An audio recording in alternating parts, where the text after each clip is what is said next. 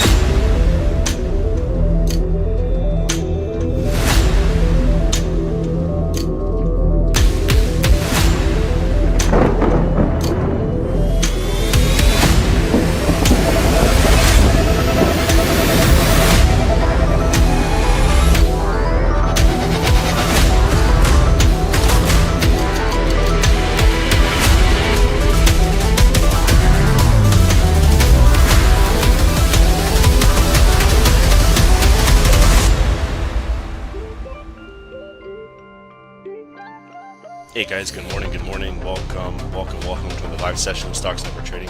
My name is Dave, guys, my partner is Ron. Let's get down to business here, guys. In on US 30, sell. Okay, I'm jumping in.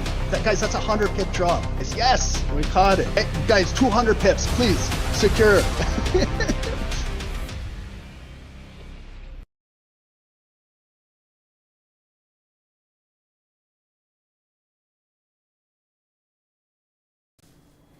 Just gonna hit record and we're ready to go. Recording in progress.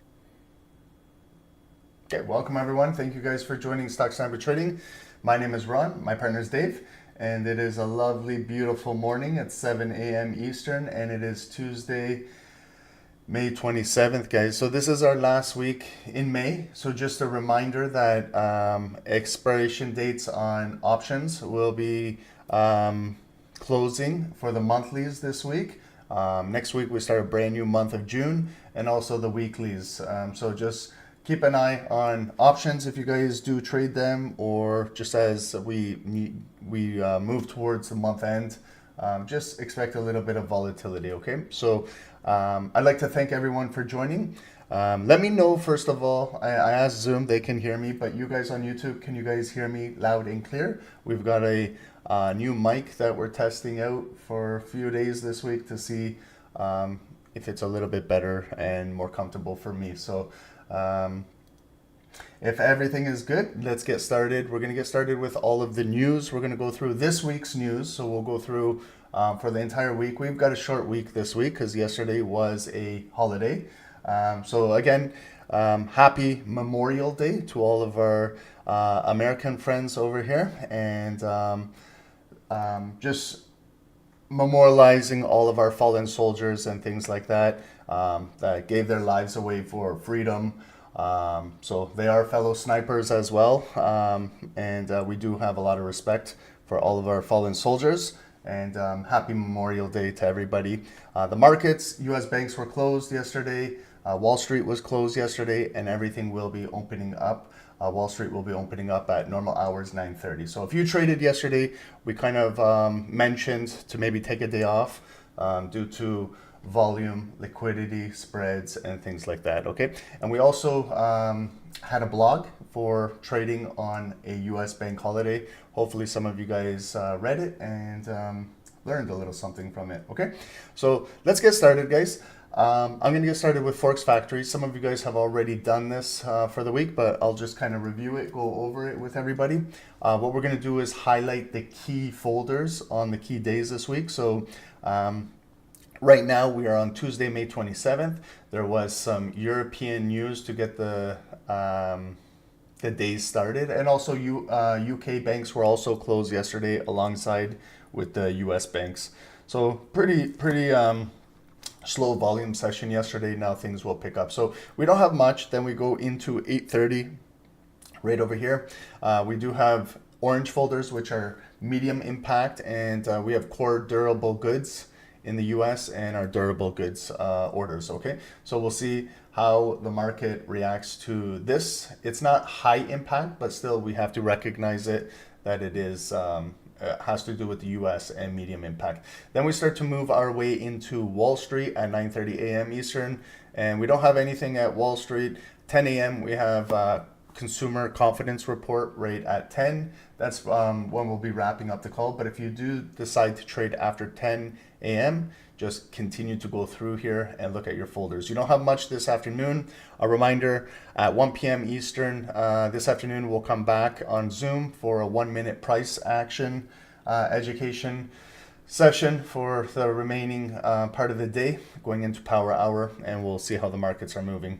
Also, guys, later this afternoon, a lot of red folders coming out of Australia and New Zealand. A lot of folders. So if you are trading over there, it looks like they have, if they're forecasting a official cash rate decreased 0.25% from 3.5 to 3.25. So we'll see how everything moves in the later Tokyo sessions over here, okay? And when the futures market opens up. Tomorrow, Wednesday, midweek, we're already there because of the holiday. Over here, we've got, again, things kick off in Europe, pre-London. If you are going to trade that session, just pay attention to these folders or specific currency that you're trading. Then we come in at 7 a.m. We start to move into Comex and 8:30. We don't have any news on Wednesday. More so right over here in the mid-afternoon, 2 p.m. Eastern on Wednesday. And notice again, it is the FOMC minutes. Okay, so this is again a summary of the last FOMC with Powell. So a lot of traders get this one mistaken that this is the FOMC with the federal funds rate, an increase, decrease, or pause, and then Powell speaks at 2:30. This, in fact, is not the one. This is just a summary of the previous FOMC. This is not the one with Powell. It is still high impact. It's got a red folder reminding us that anything to do with monetary policy, even if it's just a statement or summary, we still have to be mindful of this, okay? And that's Wednesday. We move into Thursday, busier day, more folders, but we also have bank holidays starting in Europe. Swiss banks are closed all day on Thursday. French banks are closed all day. German banks are closed all day on Thursday. And then we move into our session over here, the North American session. We've got 2 red USD folders. Preliminary GDP quarter over quarter, and then our weekly unemployment claims. So we'll see week over week.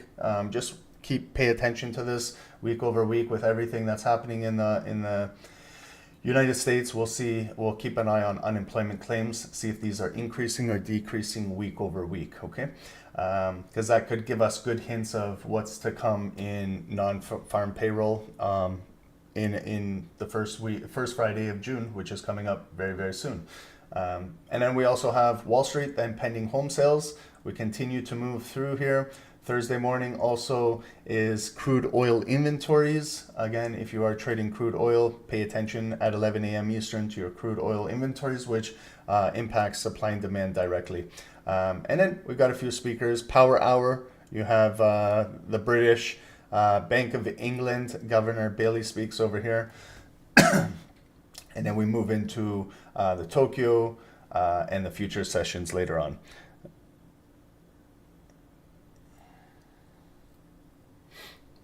And then let's take a look over here, guys.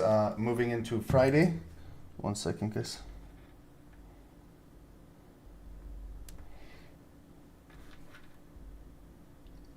And then Friday, to finish off the week, we've got our European news.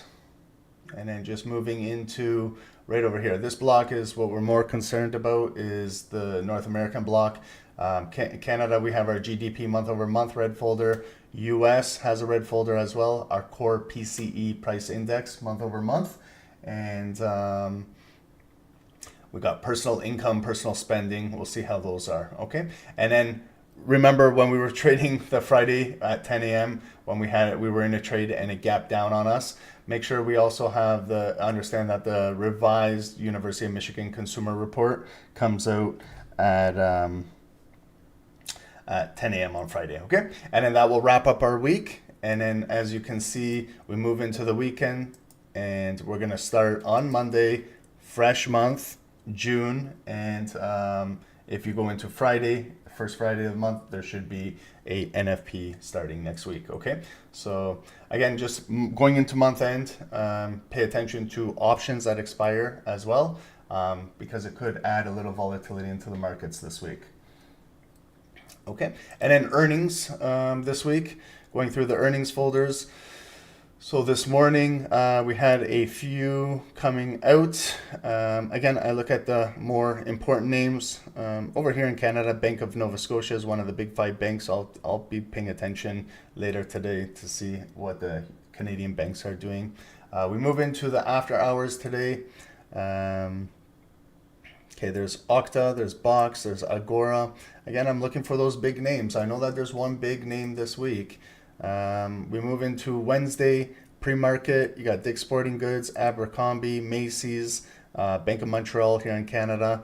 And then as we move into Wednesday in the after hours, we do have this big name, okay? So please, everyone, if we can circle this or add this to a note by your computer, make sure, regardless if you trade this security or not, just to pay attention to NVIDIA reports on Wednesday after the close at 4:20 p.m. Eastern.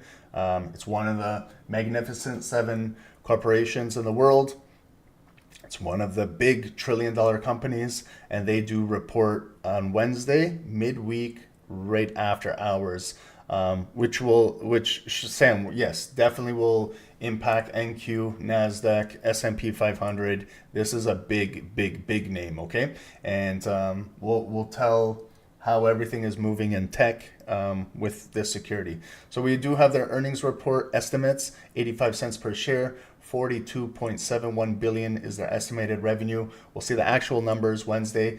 And more importantly, with the numbers, also the forward guidance. Very, very important in this time with everything going on around the world with tariffs and tech and everything. So this is going to be really important to listen to forward guidance. Are they going to be cutting back? Are they going to be increasing? They'll talk about supply and demand. Everything. So this is going to be a really important one. NVIDIA, earnings after earnings have always been beating these estimates, which is pretty unreal that the bar gets set high every single time they have earnings every quarter, and NVIDIA finds a way to continue to exceed and beat these. So how long can they keep up with this? Time will tell, but definitely this is a big name that we need to be to put on our watch list right now, is Wednesday after hours. We also have CRM, Salesforce, some AI over here, but NVIDIA is the big name. And then just continuing Thursday morning, we got Foot Locker, Best Buy. So these are retail outlets. I shop at Best Buy. They're closing down in my city. There's still a few that are open. Foot Locker, if you buy your clothing there, Nike and things like that. So we'll see again how consumers are spending their money. Are they being a little tighter, more conservative with the money, or are they still spending money?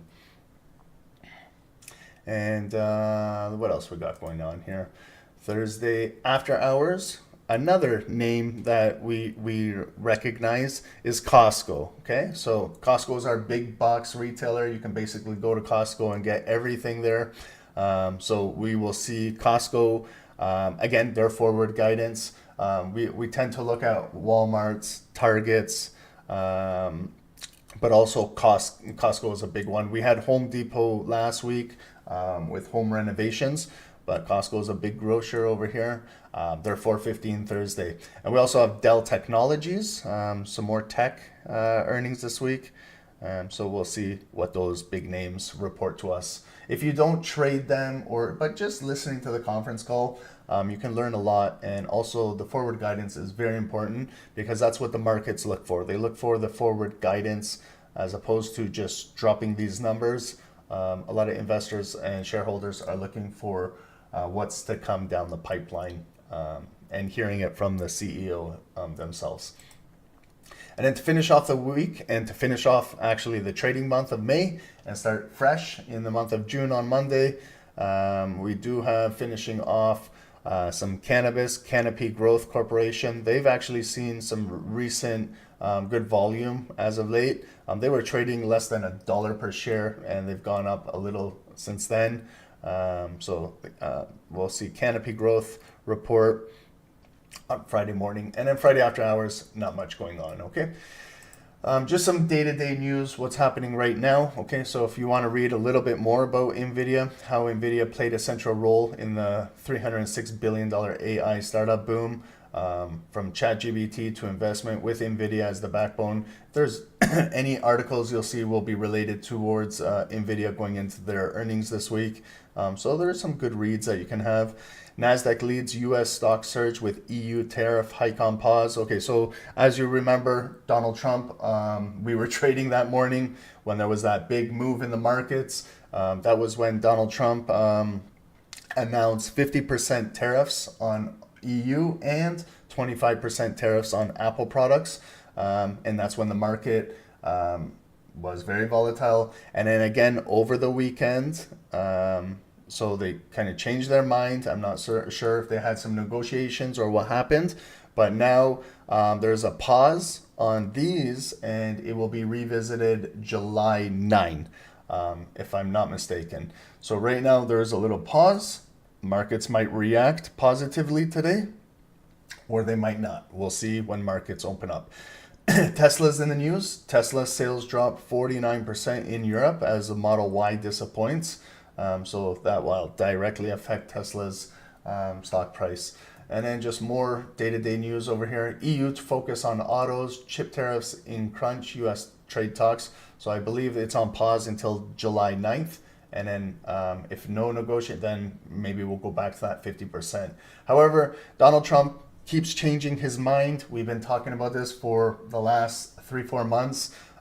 He puts a tariff down and then changes his mind within the next few days.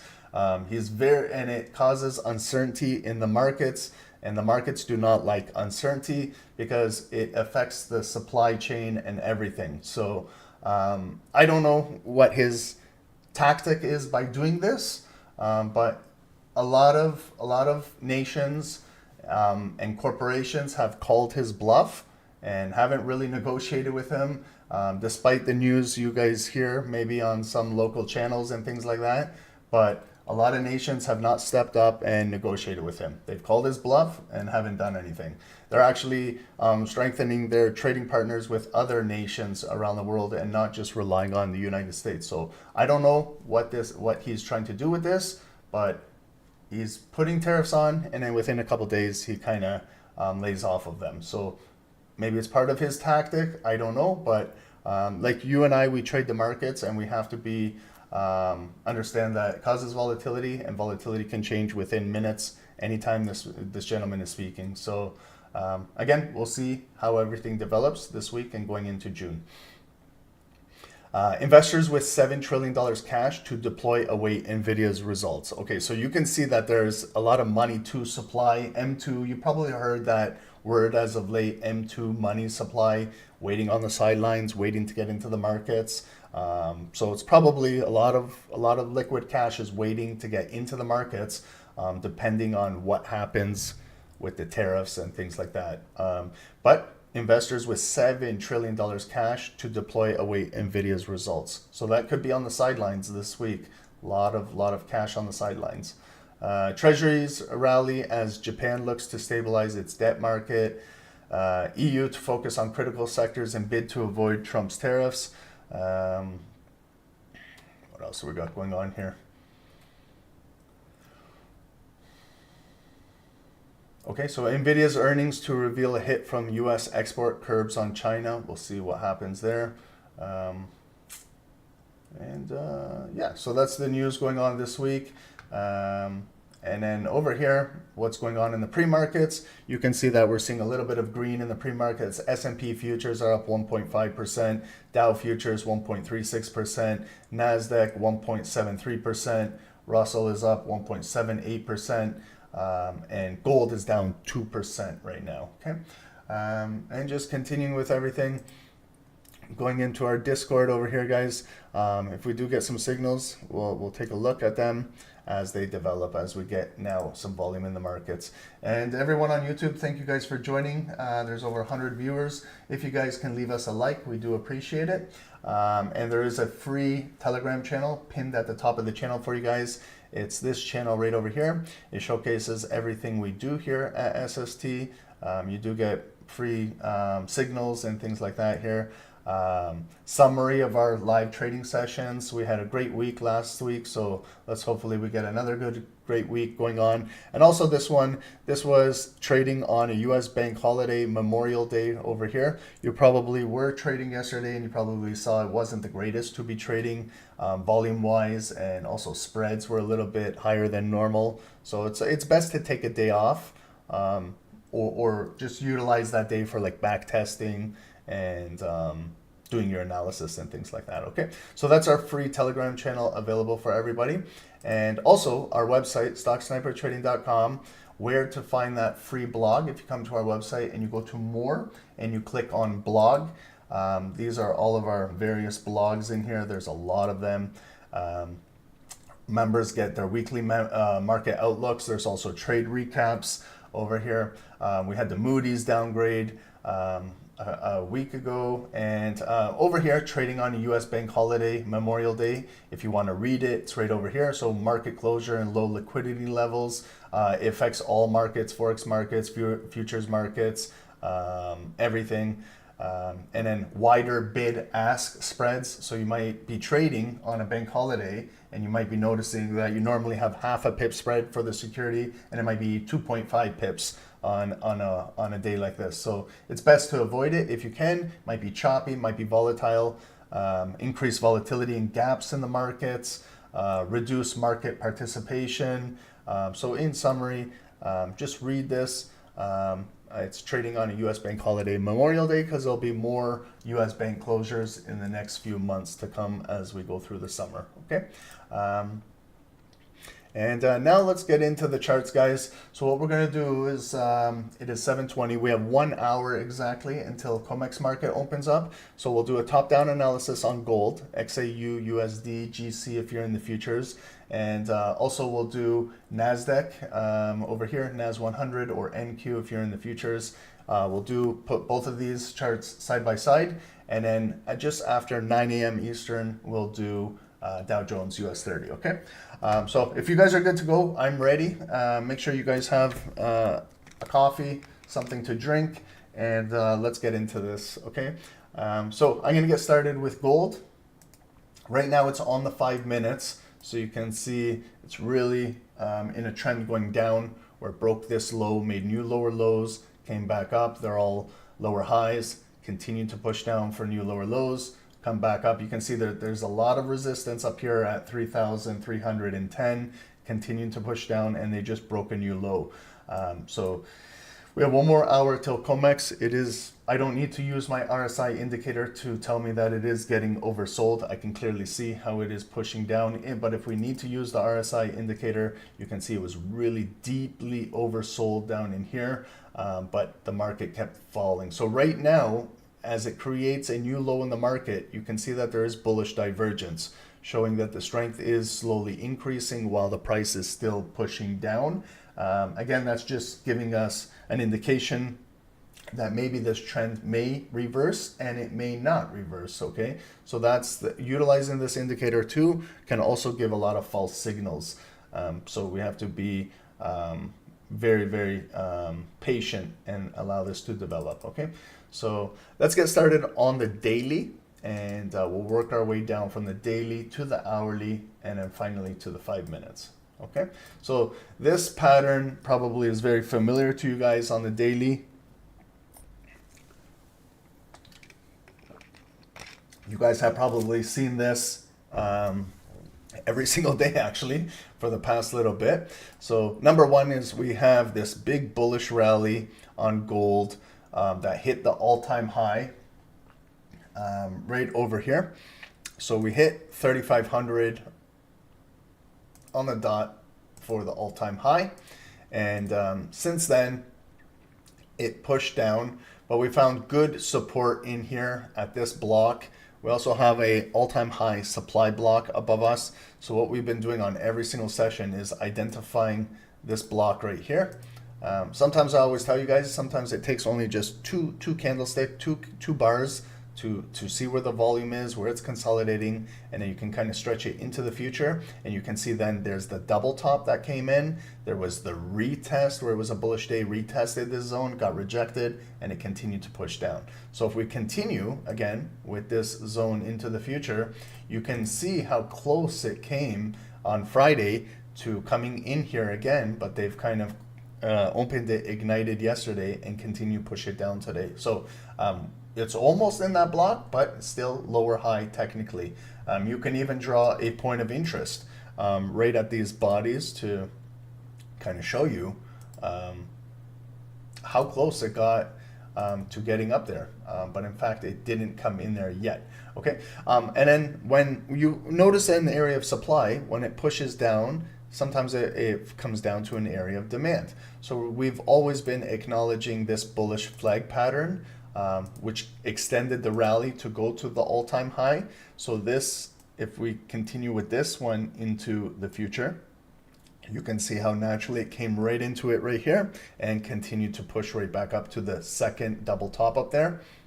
So if I continue to stretch that zone into the future, I can see when it broke below, but the volume kind of barcoded right there, broke below and hit a low right there. So we can identify that lowest point. Again, I'll use an orange for the high and the low on this particular daily outlook. So you can see when it came down there, the buyers brought it right back up, and it kind of respected 50% of this candle right over here and this structural area right over here of resistance turning into support in the future. And you got a nice bearish candle, bullish candle, bearish candle, bullish candle. But then the volume slowly barcoded. It was making higher lows, a bullish ignited open, a higher low, and then also that open and that retest one more time in here. And then you had that big bullish bar on May 20 close above. We consolidated in the middle. We pushed up on Friday, and then over the long weekend, the Memorial Day weekend, they opened it up, ignited, pushed down. We're to about 50% of that bullish candle. They closed it as a hanging man candle. We opened today, came back up into 50% of that volume, a lower high, and we have this big bearish volume right now that could maybe break that low and continue to travel down into 3260 right up here of this 50% of this big bullish candle, or ultimately back down into the green zone, unless we can find maybe a bottom, and then we can start to push up on this bearish daily candle. But now if we start to look for some more points of interest, first thing is maybe I would be looking at now how everything closed and opened yesterday. So Monday we opened, you can see it's a bearish ignited candle that didn't even open and take out Friday's high, and continued bearish all the way down to approximately just right around 50% and came back up and closed. So now when we're looking at our close and open from yesterday to today, I look at those as points of interest right here. So we closed yesterday, and where did we open today? There was no gaps in the market. So we closed, we opened. It was initially bullish, where we made a high of a day. You can clearly see now with today's high wick. I use a purple line for the high wick. I can see nice number, 3,349 and 77 cents. So right at that psychological number, 3,350. And it's also 50% of yesterday's thin volume. So you can start to see how accurate even the 50% is, even on a thin volume day on a bank holiday, because that's the point of control. That's where it's like a magnet and the volume is attracted to go there. You can see even on this bearish day yesterday, it was attracted to come right into about 50% of the previous bullish Friday. And it in fact came in there, and then there was a response.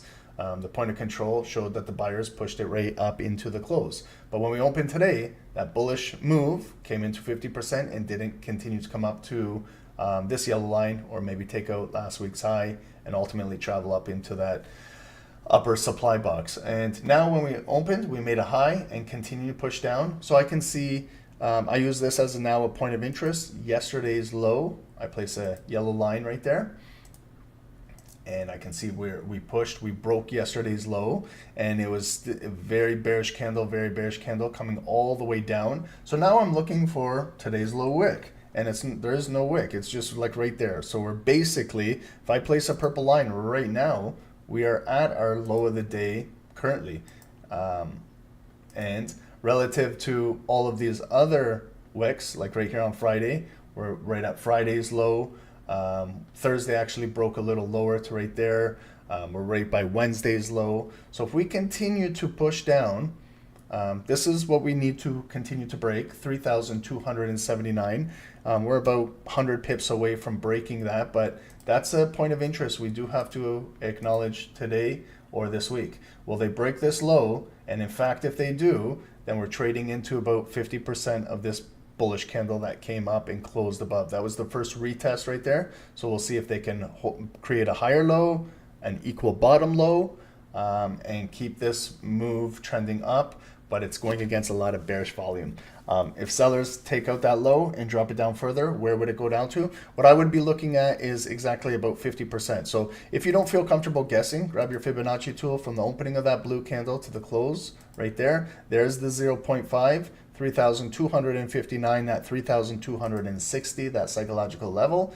Add a yellow line at the 0.5. And if you also like to give yourself a zone, you know, the one notch above, the one notch below, one standard deviation above, one standard deviation below, you get the meat of that candle, the zone now, not just the 50%, but you get one notch above, one notch below, and then stretch that into the future. And then if it does, in fact, today or this week, come in there, maybe that's where it might perform a higher low and not come back into this bigger demand zone below us. If this, however, doesn't hold, then we trickle down, and this would be your bigger position down in here, okay? So we're right at the low of the day. You have to be careful as well here. It was very oversold on the 5 minutes. But you're still going up against a very bearish candle. So if we do find our buyers, they have to continue to push up, and maybe we'll revisit somewhere in here. So one thing I like to do is, now that I found 50% of this candle, today's volume, I'd like to do the same, but opposite. So where did we open? We opened right here. Where's the current volume right now? Remember, this candle is fluctuating right now as I speak. So where I had it from yesterday's low, it's in fact like the 618 in this situation, the one notch above the 50. If I'm looking at the 0.5, it's right there of the bearish candle current volume, 3,317. And if I do the same thing with a red zone, right above, a little bit below, then I get my red zone.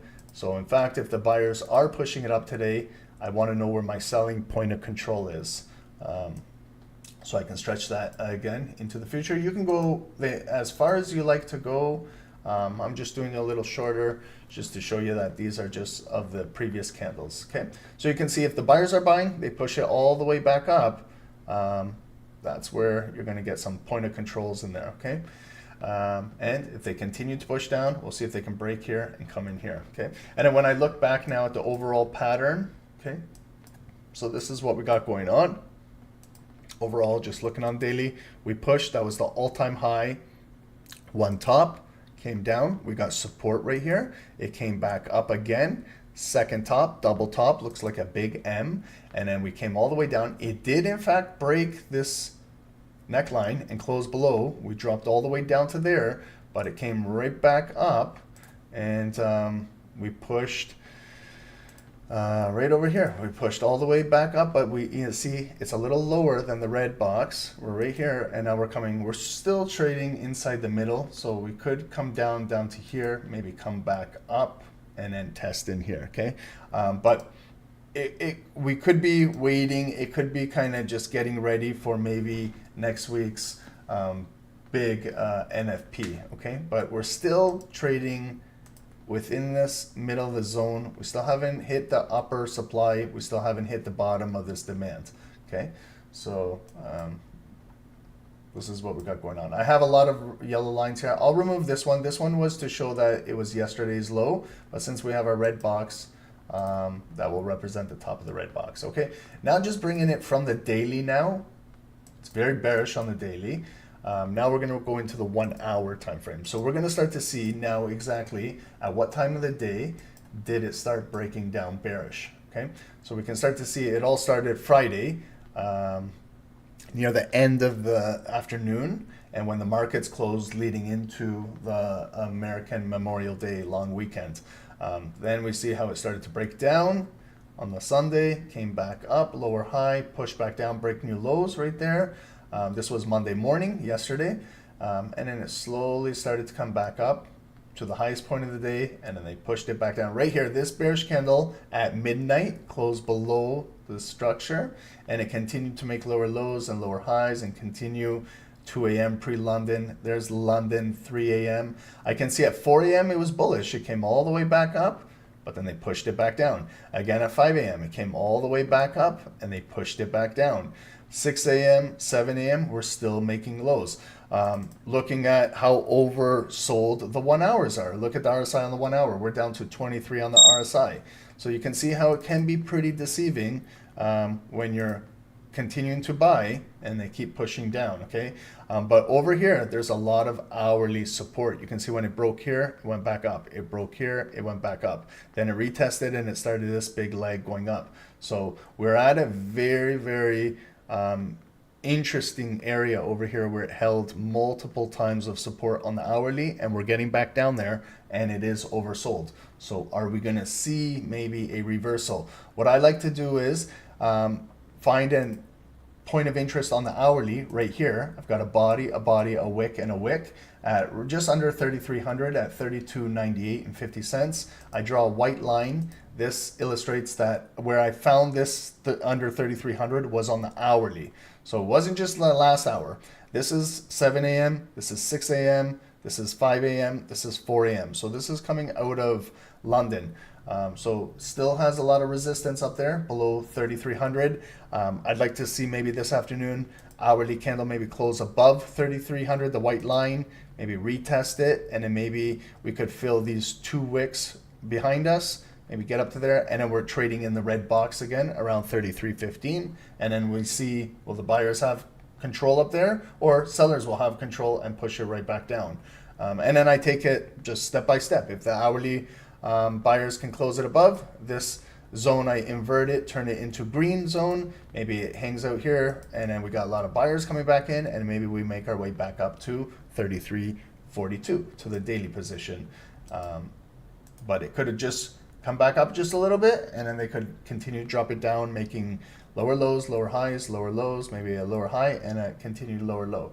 So right now it's kind of consolidating right in here by the low of the day at this hourly resistance. If I take a little bit a look further into it, now we go into the 5 minutes, and now we can see the 5 minutes how bearish these things are. Continue push down, pullbacks, lower highs, lower lows, pullbacks are lower highs. Again, a new big lower low drop. So you can see the 5 minutes are struggling at this resistance right here.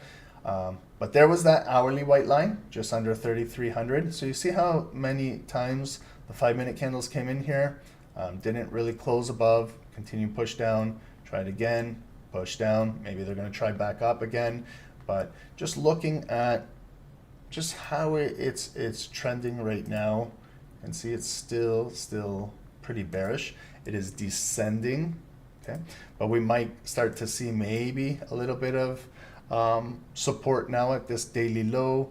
We know we're at some oversold areas on the hourly, but again, I'd like to see maybe the 5-minute volume, if I'm considering a buy, maybe to break this trend, maybe come up here and then ultimately close above this white line. Even if it's an impulse candle, something breaking out of here because it's failed multiple times. Maybe if I'd like to see something just break, maybe retest or consolidate here, and then it might have enough momentum to get back up and test this red zone. However, we could just continue just pulling back and continue trading down today. Okay, so just for illustration purposes and visual purposes, this area right here is considered to be like a red zone on the 5 minutes. Okay, and then I can see some multiple impulse moves, but nothing really closing above. Do we have some areas of support right now at the lowest point of the day? Just looking at these recent bodies right there. If I kind of make it a little green zone, stretching it in, I can see where the 5 minutes now are maybe finding a little bit of support. And we'll see how everything continues leading into 8 a.m. in the next 20 minutes. Okay, so just with gold now, when we want to add some indicators, we can add our EMA 9. We're right at our EMA 9. We haven't really closed with considerable volume above it. Maybe in the next little bit we'll change. EMA 200 is right up here, all the way in our red zone above us. And we'll also add our daily candle. So you can see from the low of the day, we're getting a little bit of a wick right now, but it's still very bearish. So in order to buy, we're counter trading, but we got to see maybe a considerable flip in the market. Okay, so we'll leave gold right over here to the left. And we'll watch this for 5 more minutes, and then we'll do NASDAQ.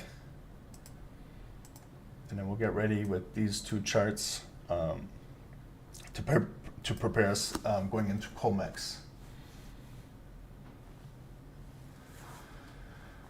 And guys, again, welcome, good morning. Thank you everyone for joining, everyone on Zoom. Sam, and Samuel, welcome, good morning. Thusme, welcome. Trevor, thank you for joining. Conrad, welcome. Welcome, guys. Bruce, good morning. Promillo, welcome. Danny, thank you for joining. Forksborgs, thank you for joining. Shout outs. Speedy recovery, sir. Thanks for joining. Welcome, guys. Lee, good morning. Welcome. Dale, thank you for joining. Daniela, welcome. Hope everyone had a great long weekend, and happy Memorial Day to those in America. And also you guys on YouTube, guys, thank you guys for joining as well. Dan, welcome. Rena, Miko, Khalil, welcome. Clone of Unknown, welcome. Norman, welcome. Wisam, Crown of Kronos, welcome, guys. And everybody, appreciate all of you guys. Hopefully you guys had a great weekend and ready to rock this week. Hopefully we can catch some pips, but more importantly, we manage our risk. I hope you guys are getting better at this, and slowly compounding these accounts. Slowly but surely, every single day a little bit helps. And once you start compounding, then you'll understand the game of trading is a game of capital. And obviously, the more capital you have, those small little percentage gains can end up changing your life. So I hope everyone learns the power of compounding mathematics. Okay, and is anyone testing out anything with gold? Is anyone in a sell? Anyone in a buy?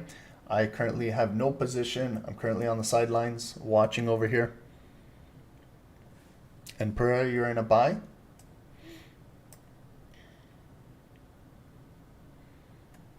Amanda in a sell. Okay. Could be just consolidating again in here. But key bullish points, what we're looking for is above 3,300 this morning to maybe flip bullish. But we could be seeing a continuation, take out this low and maybe drop a little further down.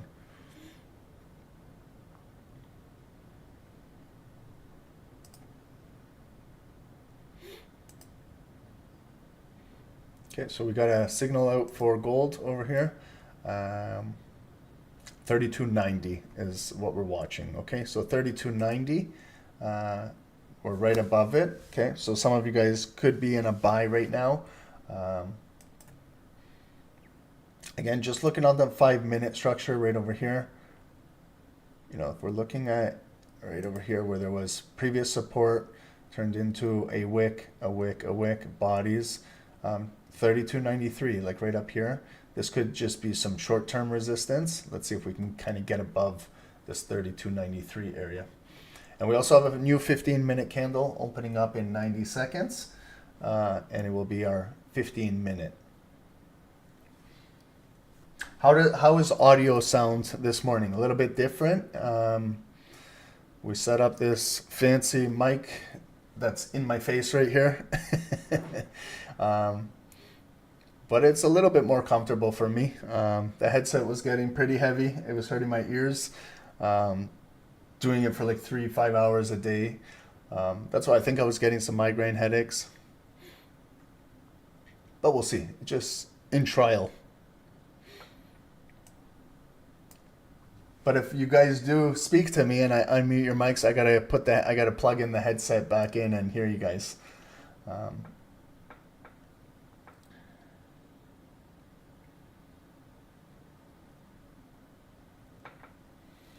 Okay, and then we'll wait till 7:45, new candle, and then what we'll also do is NASDAQ. We'll do a top down on NASDAQ and bring both of these two together just prior to 8 a.m. And then we'll watch both for a little bit. And then just after 9, we'll do US 30. And then we'll have all three of them done. Okay?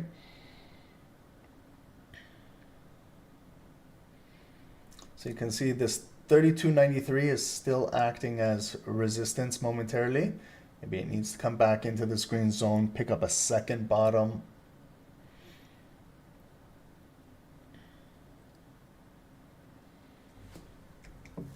How was everyone's weekend? Did anyone do anything extra special? I saw that Trevor, you were in Greece. Amazing. That was probably a really nice holiday.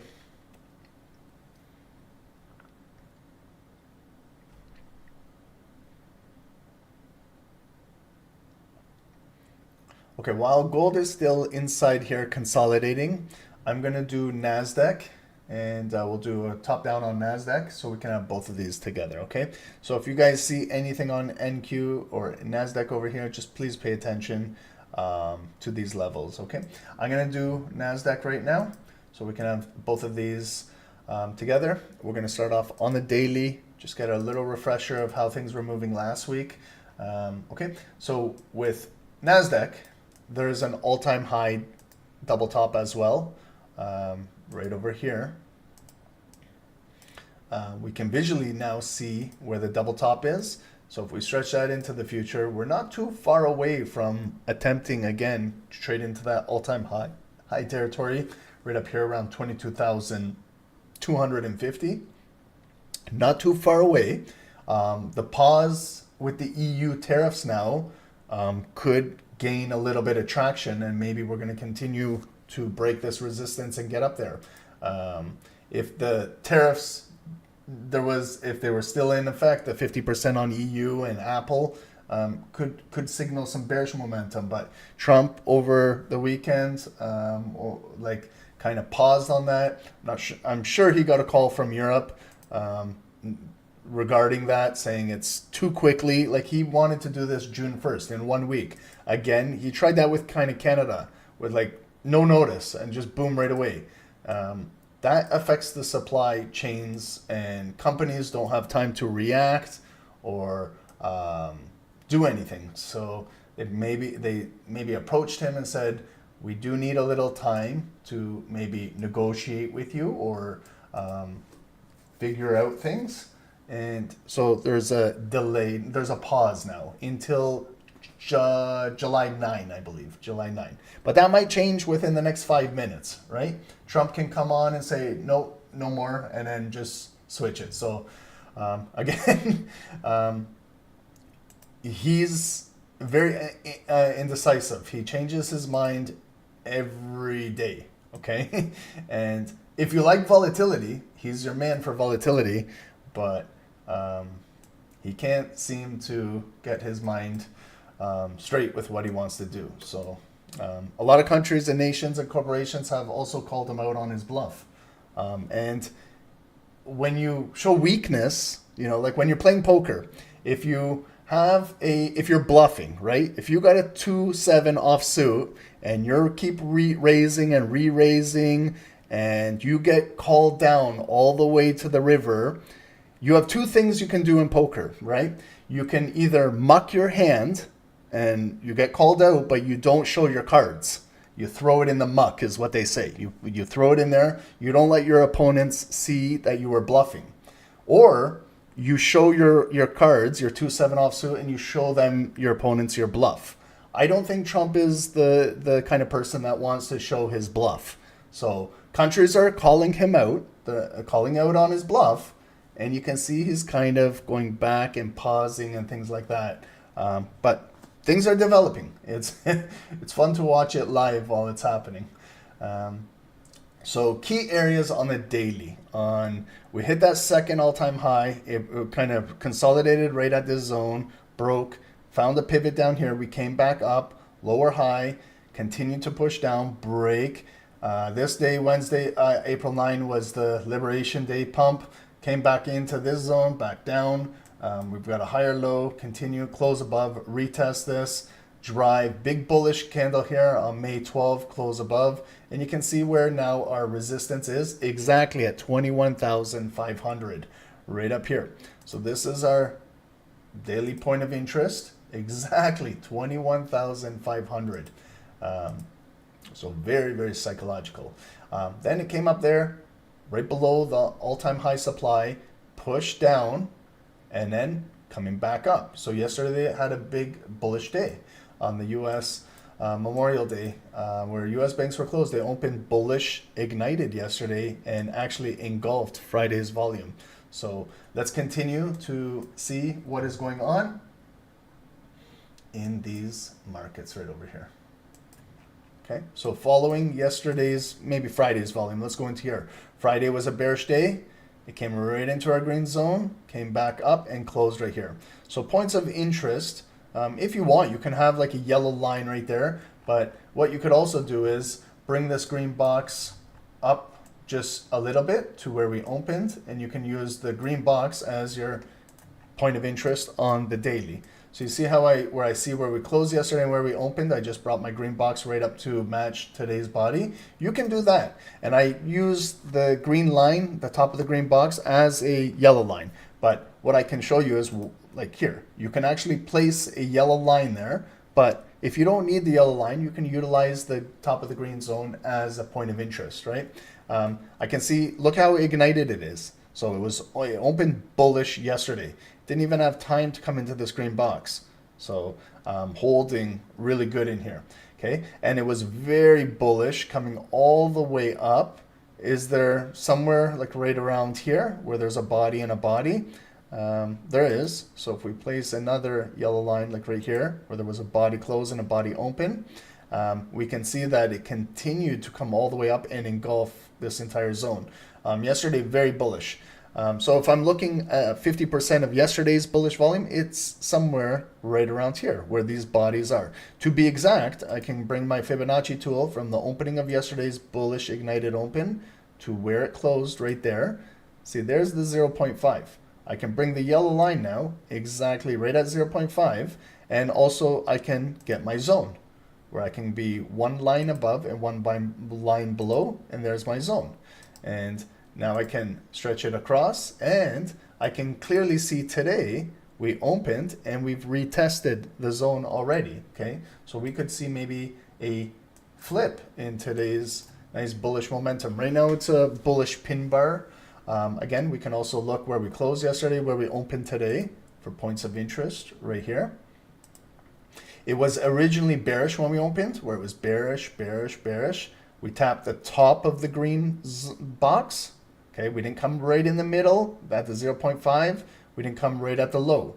It just touched right here, hit all those pending buyers, activated them, executed them, coming all the way right back up to where we opened. We actually pushed. It was a hammer candle trading all the way up here. So we took out Monday's high. We also took out Thursday's high of last week. And there's our high of the day, 21,310, purple line at our high of the day. Notice how I don't even have a purple line at the low of the day, because the ignited open is the lowest point today. So we've got the lowest day is right where we opened, and it's a bullish ignited open. Sorry, from yesterday. Today is right here at the top of the green box right there. So if you don't want to use the colors, like you don't need to, you can utilize the zones as points of interest. But just to show you, our lowest point of the day is right at the top of the green box today. Coming all the way back up, we flipped, but we still have some selling structure above us. So this was a nice push, but it is also a lower high currently in the market. So sellers could come back in and start to push this remaining bullish volume that we have, come down to where we open and start to push down on our exhausted wick. So if the sellers move the candle bearish and start to push down, are they going to fill the entire wick? Maybe, but it could also come down, and then find this area, this body, which was resistance at one point, could be maybe a point of interest of support now. So if it does flip bearish and come back down, maybe right here at 21,150, it finds support and goes back up. And it doesn't fill the entire wick down to the lowest point of the day, and then they create a higher low. They build some strength right here, okay?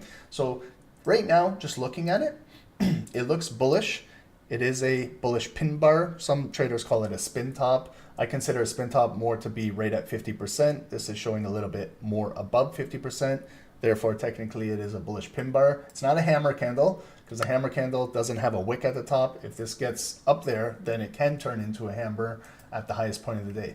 When I'm looking overall now at the daily pattern, I can see this push, one leg up, and then push down, holding right here, and we're coming right back up. But we're trading again right in the middle, okay? So this is where buyers and sellers could fight it out. This could be the neckline where definitely it could come back down and retest. It could break this and come down all the way down in here, looking for like a second bottom down there. Maybe we break this through here, and then we're trading into this resistance right up here. Maybe it will come all the way back up to that second top up there and then come back down. But right now, let's just continue to follow this volume. It's early in the week. We were just coming off of a holiday yesterday, and we'll see if we can continue to drive, okay? If we do break today's highest point, where could we go today? Well, definitely we need to test right here. I know it's a smaller scalping area, but there's a body and a body right there at 21,352. We got to test there. And then maybe, again, these are small 40, 50 pip scalp zones, maybe into 50% of this bearish candle, and then until we get all the way back up at 21,500, okay? So it is looking pretty bullish. They flipped it from a bearish candle, turning bullish. Let's go on the 1 hour. Maybe we can see what time it started to flip at. So now I'm on the 1 hour. You can see this big fall at Friday, 6 a.m., 7 a.m., came back up right here at 2 p.m., pulled back end of the day, and then right over here Sunday, the big gap after, again, over the weekend, Trump announced a pause in the EU and Apple tariffs. That's why the market, like that, continued to move in an upwards direction with pullbacks. Pullbacks now holding right here. So I can see the lowest point was midnight, around midnight, and then we got 1 a.m., 2 a.m. Here's London. So London, 3 a.m., nice bullish candle closed above this daily point of interest, this yellow line. And then it started to consolidate. 4 a.m. was bearish. 5 a.m. bullish. 6 a.m. bearish. And now we're retesting this again. So if it cannot hold, we're probably going to trade down into I would say 21,194. So again, where do I have an hourly point of interest? Somewhere around here. I've got a body, a body, a body, a body. I could go a little higher right here. I would go more recent, like right up here. White line. Why up here? Because now I have the London's open right there. That's a significant open. We're open with good support. The previous was pre-London was resistance. Here was resistance. Over here was support. So if we do come all the way back down to London's open would be this white line. Maybe we'll pick up there. But you can see we're kind of testing now on the hourly. If I look at 50% of London's volume, okay, same thing, grab my fib tool from London's open, 3 a.m. to the close right there. I can see now where it's London's 50% right there, right in there. I can see coming down. This is London's zone. There's the 0.5, there's that 382, the 618, there's the meat of London's candle. If I stretch it into the future, now I can see how we just cut right through it, and now the volume is switching, coming back up. So are we going to maintain London's volume as bullish structure? Maybe we'll continue to consolidate where it's bullish, bearish, and we come back up. And then maybe for Wall Street, maybe we're filling these prior 4-hour wicks, and then we're breaking for a new high of the day, and we're traveling up to these points. Okay, so and then you can see if you pull this now back in backwards, you can see how it was resistance. Over here, resistance, resistance, resistance, push down, we closed above, now we're retesting it as support right now. Okay, it's a little choppy on the hourly.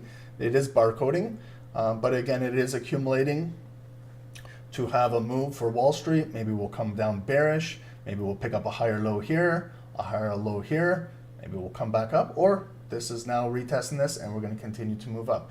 Just for small time scalping right now, where's 50% of that bearish candle right there? That could be where our resistance is, where we got to see buyers kind of maybe gain control above this white line around 21,270. Okay, going into the 5 minutes now, just looking at how everything is moving on the 5 minutes. We do have this strong rally coming prior to London, continuing. Kind of see where the big resistance is now at the high of the day. So if you need to draw like a 5-minute box, you use your high of the day purple line. You come down to, there it is, the two bodies right there. You can make it red for visual representation. Stretch now your red zone into the future. Now I can see how it came in there. Again, push down. It didn't hit the high of the day. Again, right there, those two wicks came in the red zone, back down. And again, right there, they came in at 6:30 and back down.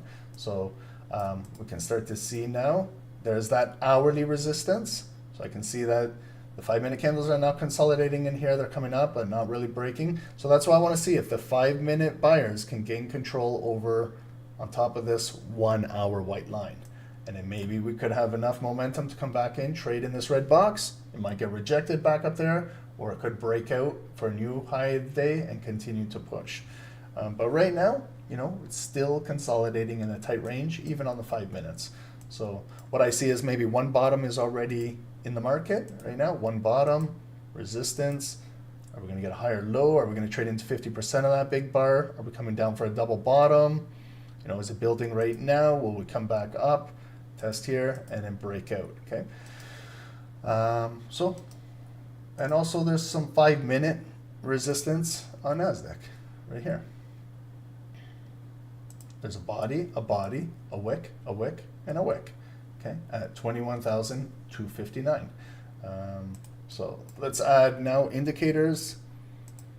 9 EMA, we're right at our 9, we're below it actually.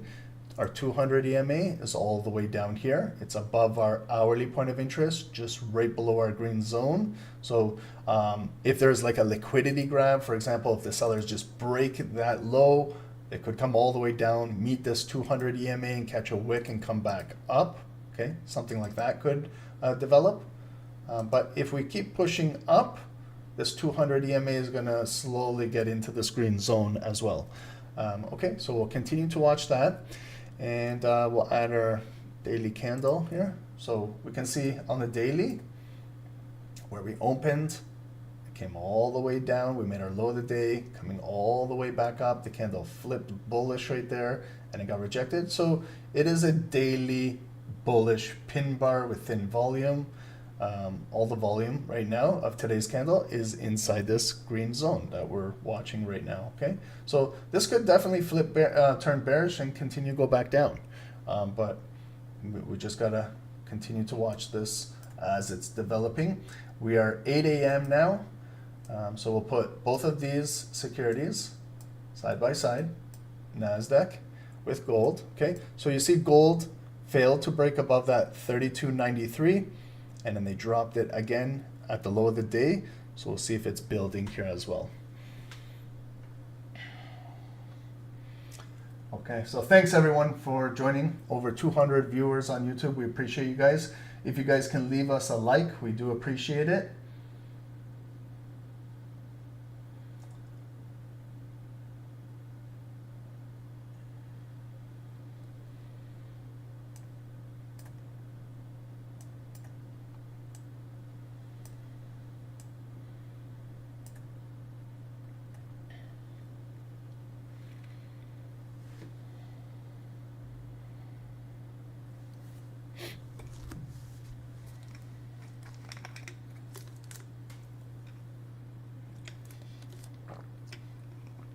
So just some key things coming up. 8:20 in less than 20 minutes, we have Comex market open.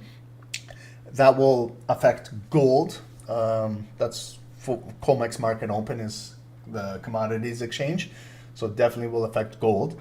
And then 8:30, we normally have some 8:30 news at this time. Let's just recap if you're just joining us. Today's news at 8:30. Again, we have core durable goods in the U.S. Orange folders at 8:30. Medium impact. So we'll see how the markets take that information, and that will affect kind of NASDAQ over here and US 30. And we'll do US 30 a full top down just after 9 a.m. Eastern prior to going into Wall Street. Okay.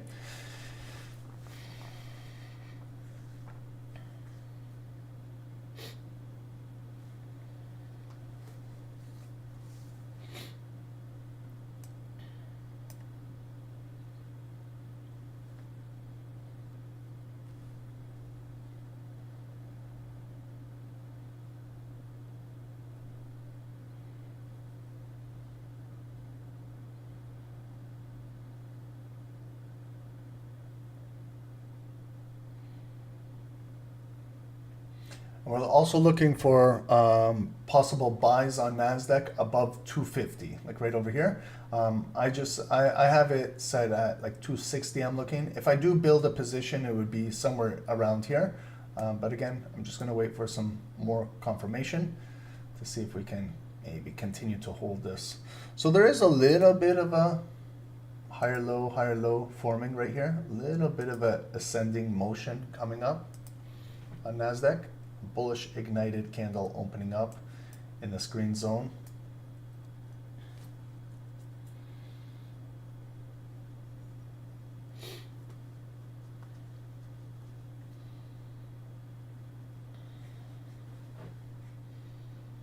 Any questions, guys, on the charting, on the analysis? And it's, again, guys, it's just the first day back after the Memorial Day holiday. Okay, so just take it slow today. Pretend like today is a Monday. I know it's a Tuesday, but just pretend like it's the first trading day of the week. You know, again, use caution going in the markets.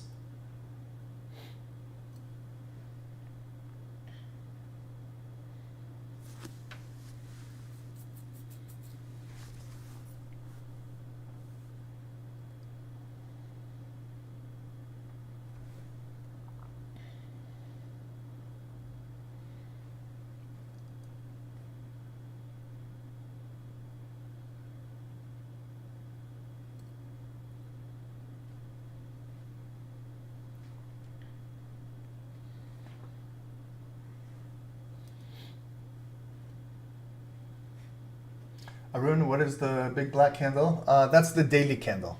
That's showing you just a kind of a snapshot of the daily candle. So you can see it's very bearish on gold on the daily candle. It's trading right near the low of the day. Could be finding maybe a bottom, okay? But it is also counter trading when we're looking for buys. But very bearish is the daily candle. And this is the daily candle of NASDAQ right over here. just giving you a snapshot of what you're looking at.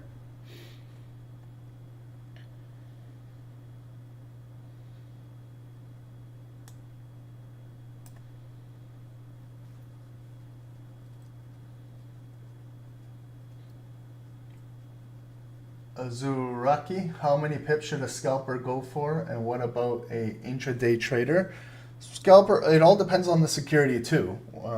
So every security for a scalper is much different, but generally when you're looking scalping, you're looking for about 10 to 20 pips is a profitable scalp.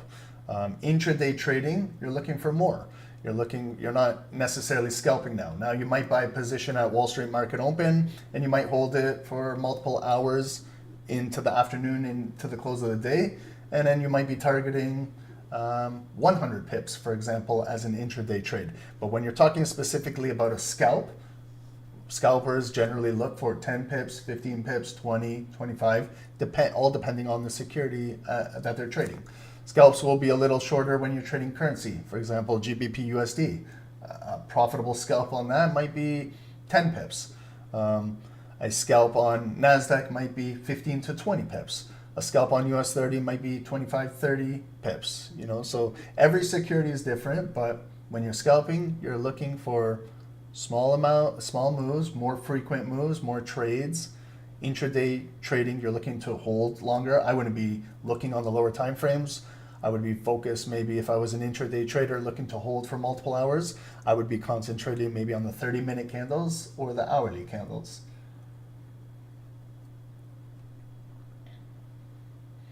Okay, so NASDAQ is still building in here. Gold, let's see, next 20 seconds, are we going to close above this resistance? It's tried multiple times, got rejected there, rejected there, rejected, rejected, rejected, and now we might be coming back up to get that closure above here. So here's the close in 10 seconds.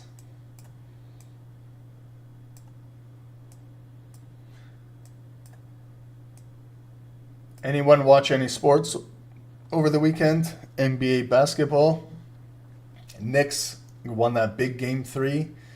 They're down 2-1 in that series against Indiana. Oklahoma, good series. NHL, guys, F1 fan.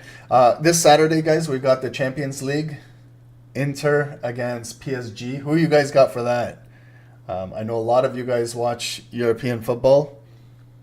PSG or Inter Armandi, yeah.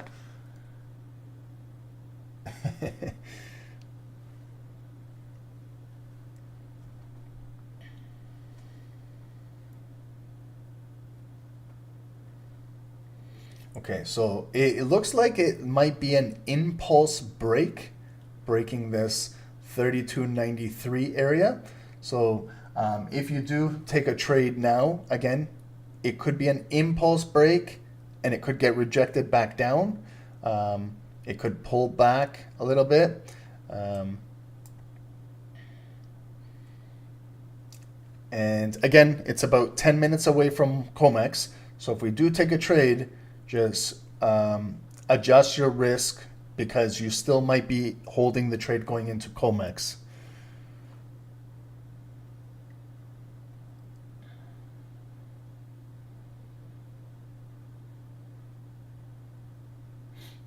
Wow, a lot of you guys are Inter. Holy.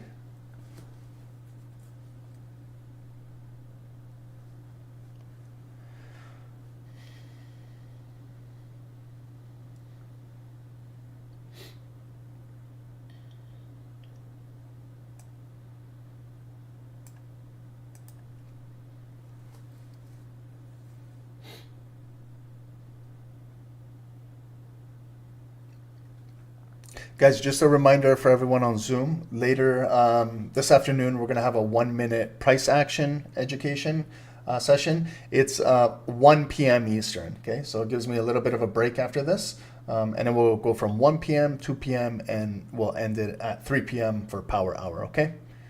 So if you want to come in and you got questions about watching, we'll watch 1 minute price action. We'll see a lot. These sessions are very informative, very educational. You'll see a lot happening. It's fast, it's furious, but you'll learn a lot. I guarantee you that. And we'll see everything. We'll see everything that the market throws at us. We'll see gap candles, we'll see retest candles, we'll see fake out candles, we'll see how structure is being built, how it's respected, all of these things. How do you get in the Zoom room? Just visit our website and join through there. Yeah, Trevor, everything is recorded. Everything is recorded and upload it to the website. Absolutely.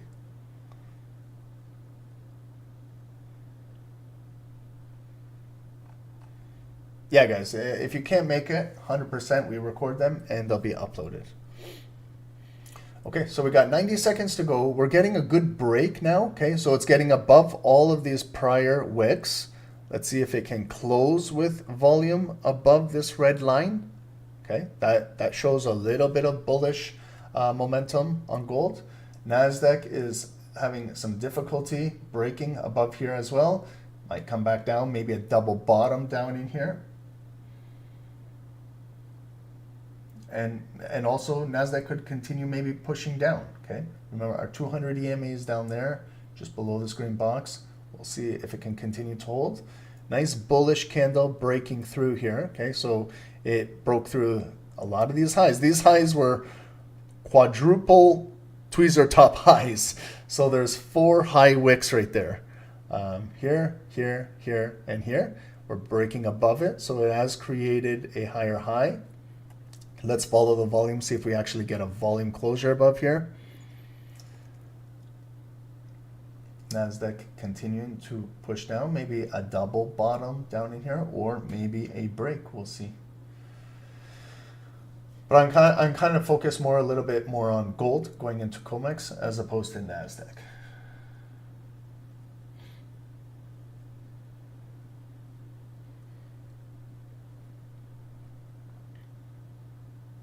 Danica, what's power hour? Power hour is the last hour trading of Wall Street. Wall Street is open from 9:30 a.m. to 4 p.m. Eastern, Monday to Friday, and power hour is the last hour from 3 p.m. to 4 p.m. right prior to the market close. Okay, we did close with volume above. We got an ignited candle with a short wick, so it could definitely pop. They could reject it back down, what they're doing right now, and maybe we look for a retest at this area, or it might just be geared, ready to go bullish. Get ready, guys. Okay, I'm gonna go in a buy now, and I'm gonna look to see if I can take it back up and revisit this red zone. I'm gonna place my stop loss just below 50% of this bullish candle right here. And again, I'm taking this trade prior to Comex market opening up in the next few minutes. So I could definitely get stopped out right prior to Comex, maybe come down, get stopped out, and then goes back up. But I'm kind of hoping maybe it can retest this area and find some support right over here, where those 4 high wicks were, coming down to those bodies right there. Maybe this can be just acting as some momentary support and build off of here. Okay, so I'm in a buy on gold. Testing a little bit out here.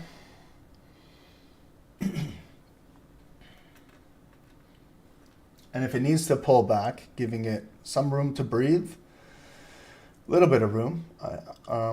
It is considered to be a pretty conservative stop because I'm not even in the green box down in here. I'm just right below 50% of this 805 candle. Okay. And then I'm looking to fill maybe up to these bodies right there. If it does fill, it's approximately 20 pips to get up there. And if it gets up to the red box, could be 30 plus pips, maybe in there, approximately 35 to 40 pips in there. The top is, the entire to the top is 40 pips, okay? So let's see what happens in here prior to going into Comex right over here. Okay, so I'm in a buy on gold, guys, okay? So there's a good little push.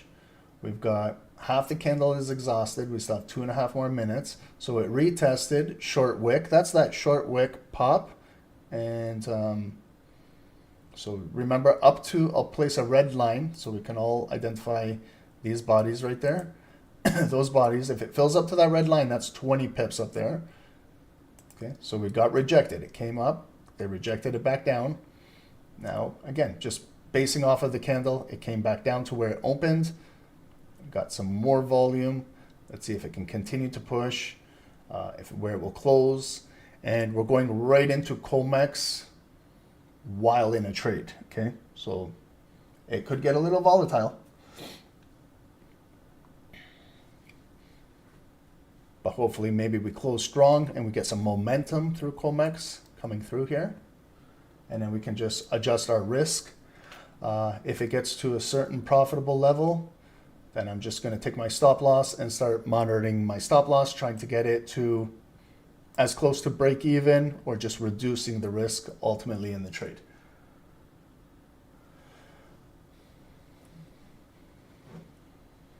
And NASDAQ is breaking down. Okay, so look for a double bottom, maybe on NASDAQ, but that trend broke. Okay, so it didn't close strong up there.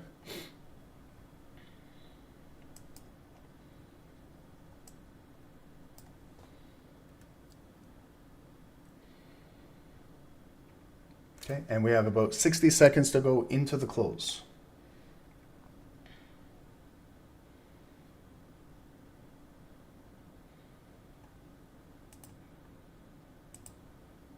So there was someone who asked about a scalp. That scalp is like 12, 13 pips right now. Some traders, that's all, scalpers, that's all they look for. It's just 10 pips out of a candle, okay? If you're a small time scalper. That's sometimes exactly what a scalper is looking for. To take a trade with minimal to zero drawdown, maybe grab 10 pips and they're out of the trade. That's a scalp, right? Like a scalp within a candle bar. So we had that question. That's what sometimes scalpers are, that's all they're looking for, okay? And then if it makes it up to that red line, that's 20 pips, then that's sometimes where scalpers will start to reduce their risk and take their stop loss and go to break even. But you might be subject to getting stopped out on just one pullback of 20 pips and you're stopped out at break even. Okay, so gold or NASDAQ is actually breaking that low. Keep an eye on that towards that 200 EMA if it closes below there. So here's Comex. So number one, get your cut line to 50% of that volume right there. Okay, if it's, notice the wick, it's a short wick. And we haven't really retested 50%, so there's the pop. And let's see if we can drive with this volume now to the red box. Again, it's move. If it, oh, I didn't want to move that. Sometimes I just want this thing. Okay, but please, guys, manage your own trade, please.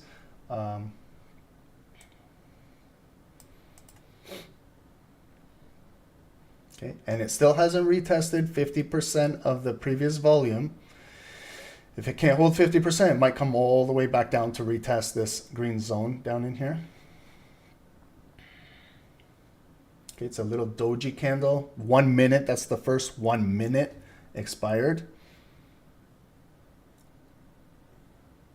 Big move on NASDAQ coming right back up. So maybe that was a little, they took out the low, they swept the low, they grabbed the liquidity down there, and now it's coming up real strong. So watch the close of this NASDAQ candle as well. Gold is coming back to retest. Okay, so it broke 50%. Why? Because there's more volume in Comex. Okay, so it's a stronger open than just any regular time in the market.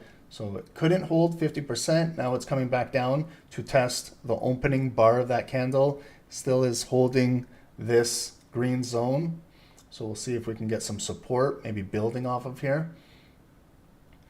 Trevor, 37 pips and you're out. Yep, that was fantastic. Okay, so we got a retest of where we opened. So that was, again, when if you were in profit and you brought your stop loss to break even, that's where sometimes the market will come down and tap you out at break even. So I haven't adjusted my stop loss yet.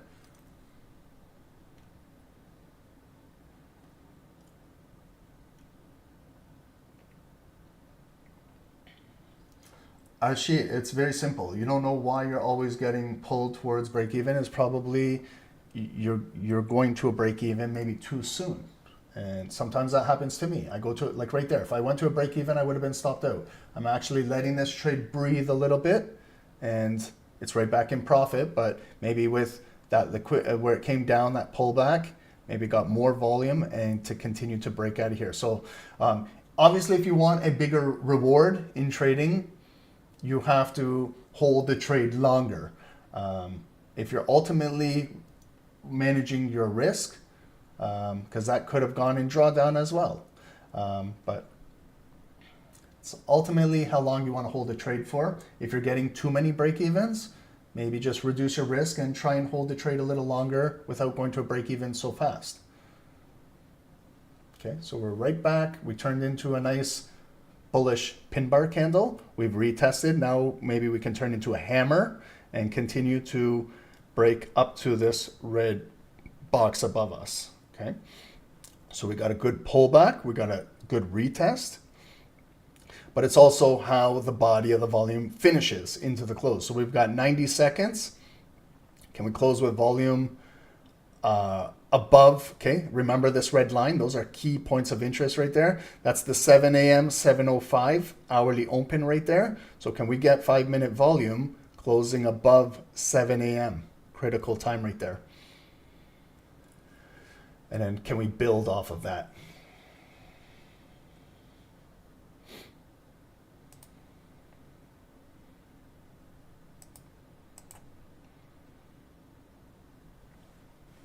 $50 seconds to go. NASDAQ big push all the way back up here. They rejected it back down. Keep an eye on how much volume, how it closes, and where it closes.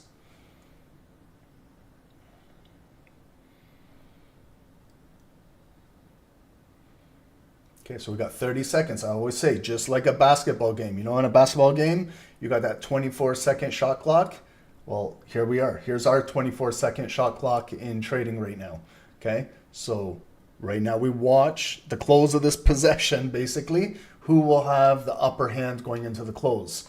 Looks like the buyers right now are strong, hammer candle, but how will it close? Especially I like to see it close above this red line with that volume. We can maybe build off of this, and then we have enough momentum to break this red zone, get 40 pips up there, and break this resistance. There's the close. We got an ignited bar open, okay, short wick.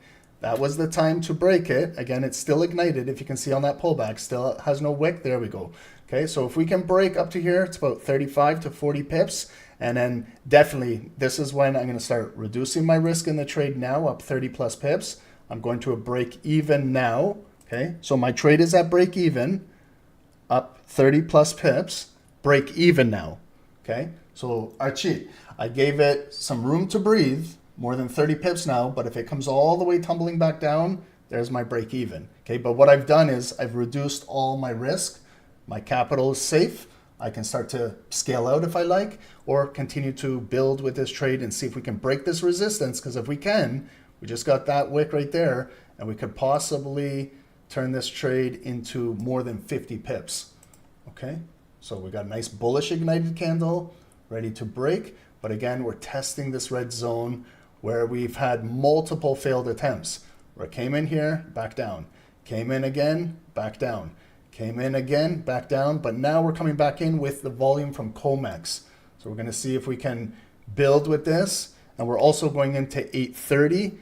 And there is also two medium impact US folders, core durable orders right over here. Core durable goods at 830. In 3.5 minutes, you can see right there. Okay, so that will affect the US dollar, guys, with that news. So you can scale out if you like, or you can continue to hold with limited risk.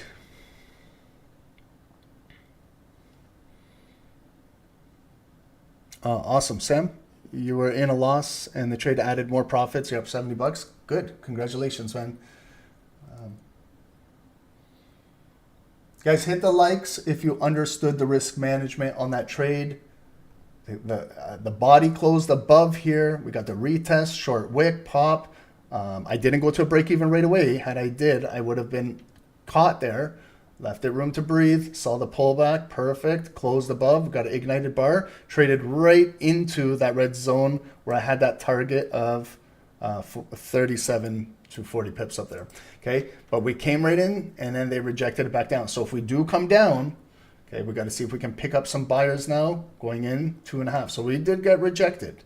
The only thing now is if it comes all the way back down to my entry point, I will get stopped out at break even. Lee, I didn't take out 80% there. I didn't. I should have. It was my mistake there. It came exactly right where I wanted it to go, Lee, and I didn't even act on it because I'm getting a little greedy. I wanted to break this red zone and watch now. Now I'll show you guys how sometimes in the market where you get greedy, where you had a point A to a point B, I never did my normal routine, and now the market is going to punish me and teach me a lesson now. So yeah, guys, you see, like that's where I measured it right there. And now I'm getting stopped out. I'll let you guys know verbally right now. I'm out. Break even. You see, guys, how I pissed away 37 pips where I wanted it to come from right here to trade right into there. And I didn't take out 80%. Now my trade is a break even. So that's to show you guys scalping is very, very, you gotta go with your point from one point to the next point and just execute. There I didn't do my robotic style of trading.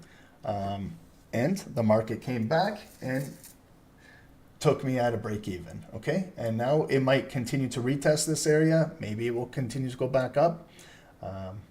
But that's the answer your break even trade. You see, a trade can go 40 pips and it still can come down to break even.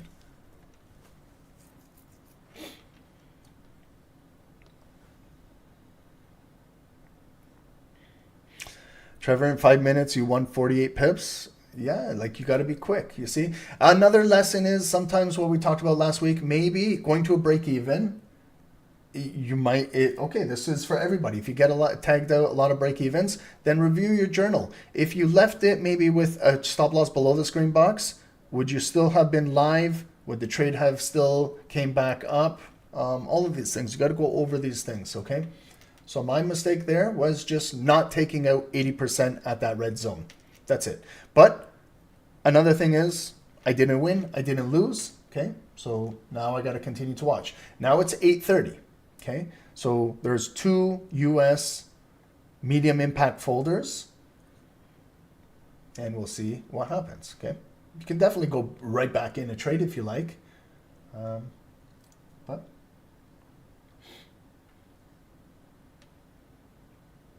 you can see how the red zone is still holding up there. So now it's retesting the green box. Now it actually came in and retested it. Okay, so let's see how it will close. Oh, sorry guys, I'm not in this trade anymore. So let me just get rid of this.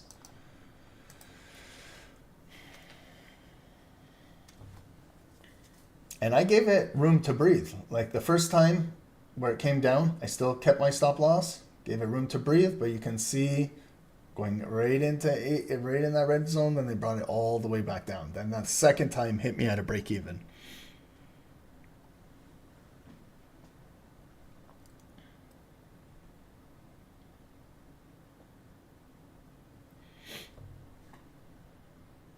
Okay, and again, looking at NASDAQ, it came up there very bullish, back down. We're still trading in this green zone, so it's still building.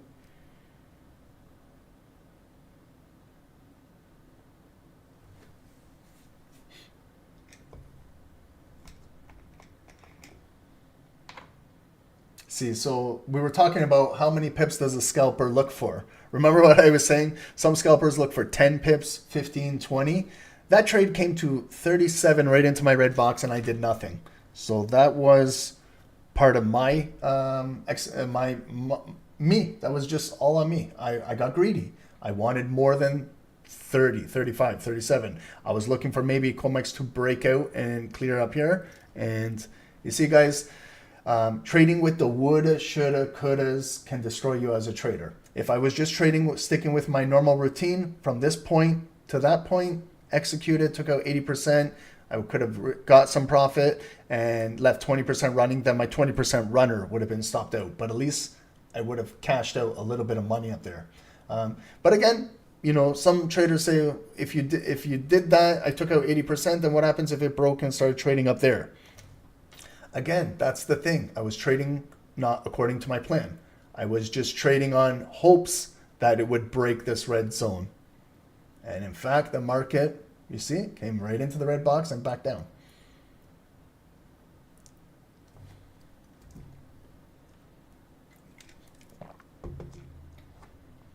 But this is why traders, including myself, struggle. Because you see how you're changing your plan? And then I got nothing out of it.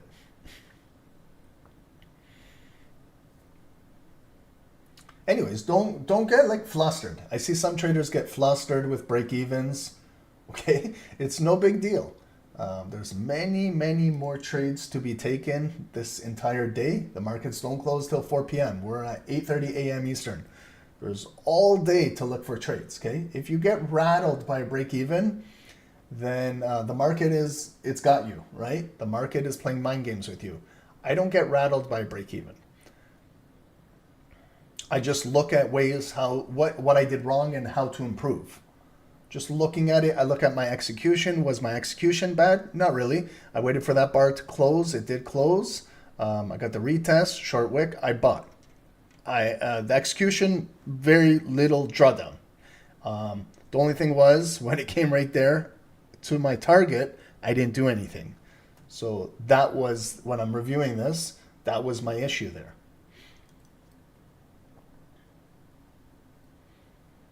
But I still manage the risk, Tyrone. Trading is all about managing your risk every single day. I said this one day. Traders asked me, Ron, what do you do? I said, I don't even tell people I trade anymore, because anytime you say trader, then they think you're a gambler and you're just playing all types of games in the markets. I tell people I'm a risk manager. That's what I do every day. I just manage my risk. So it sounds better that way when you say you're a risk manager as opposed to a trader. Then they look at you with more respect. When you say risk manager, they're like, oh shit, this man is managing risk? Must be pretty serious. When you say trader, then they don't take you serious. So I'm a risk manager. I manage my risk every single day.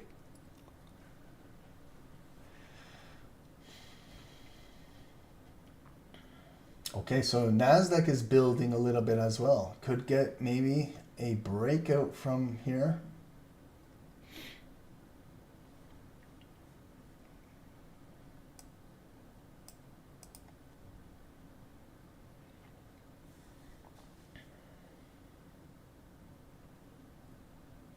Yeah, you're welcome to take it, Leah's job title. You're a risk manager. Don't say trader, because when you say trader or scalper, no one will take you serious. Just say you're in risk management.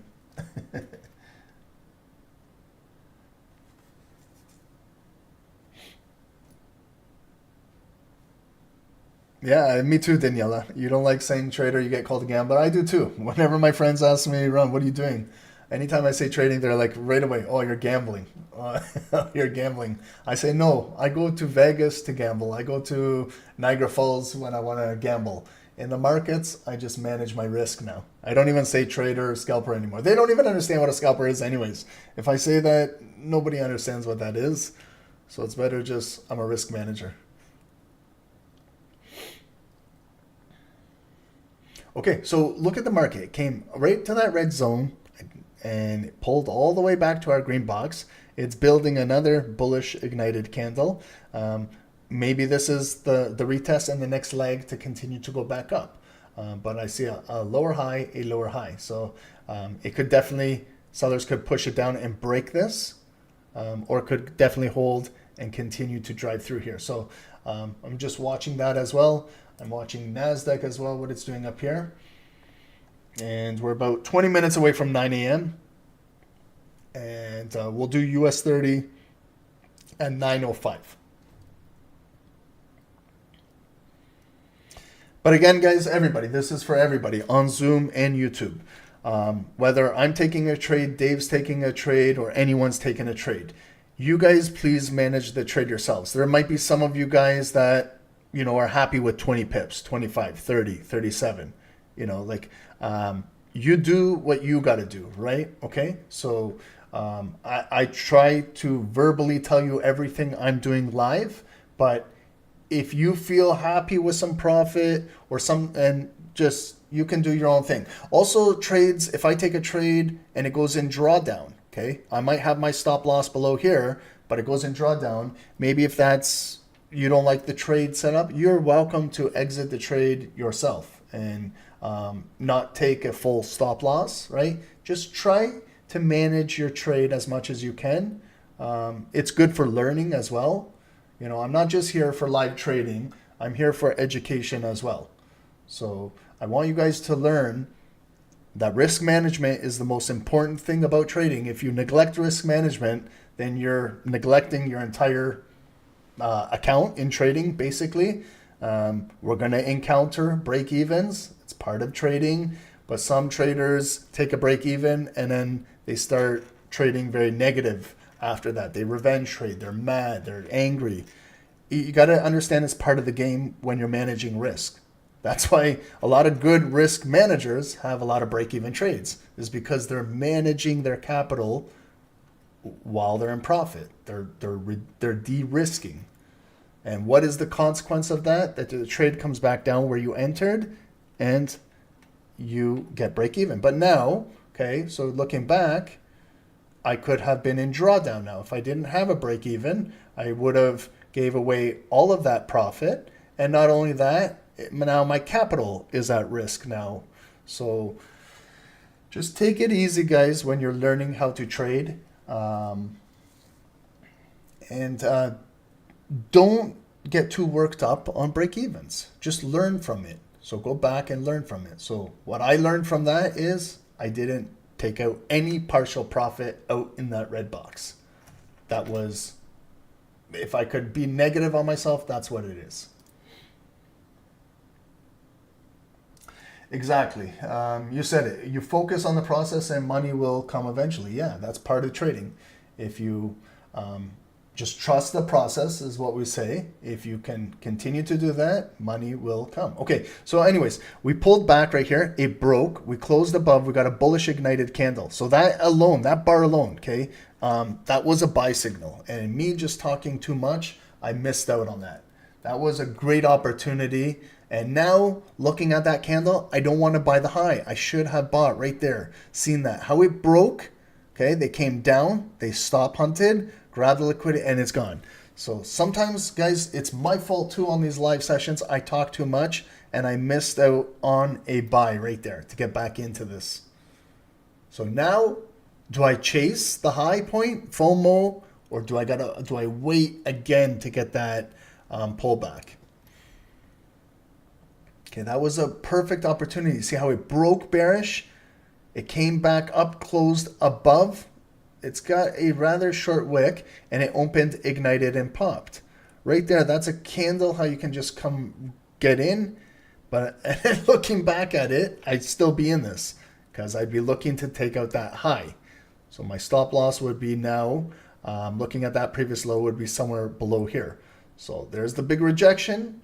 Okay, so now looking at that is, if I bought that, would I have done anything? I probably wouldn't have grabbed any profit out either, because with that bullish momentum, I'd be looking to take out that previous high wick.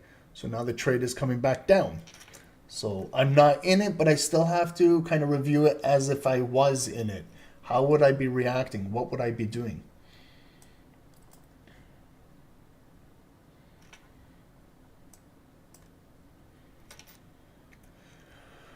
Okay, so that's another big rejection below the red zone here, and they're pushing it back down.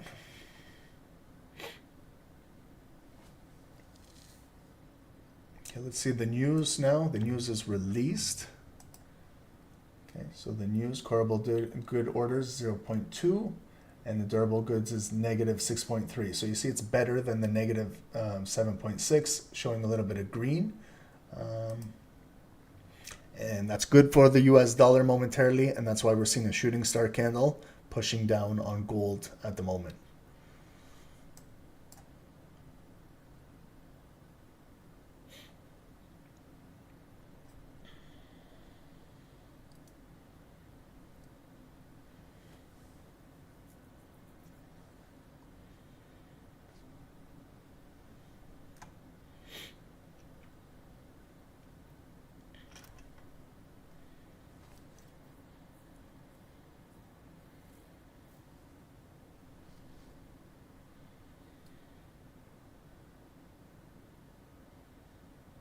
Okay, so we'll wait for this body to close, and then we're going into a new 15-minute candle in less than 2 minutes, 8:45. We don't have a real solid direction. Again, we're just stuck in this range as well. We don't have trending volume, so markets could wait for Wall Street to open up.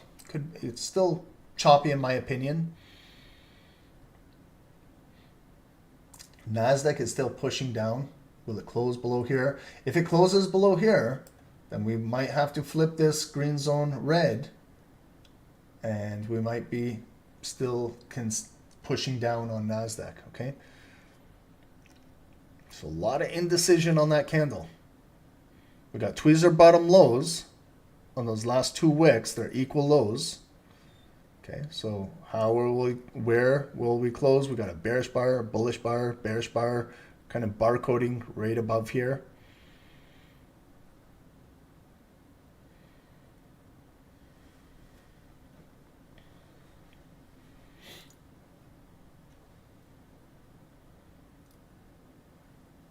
Borks, you're looking for a retest of 32.90 again for a buy down in here. Yeah, 32.90 right here, top of my green box, Borks, right down in here. Maybe that might be like an official double bottom coming back down in there.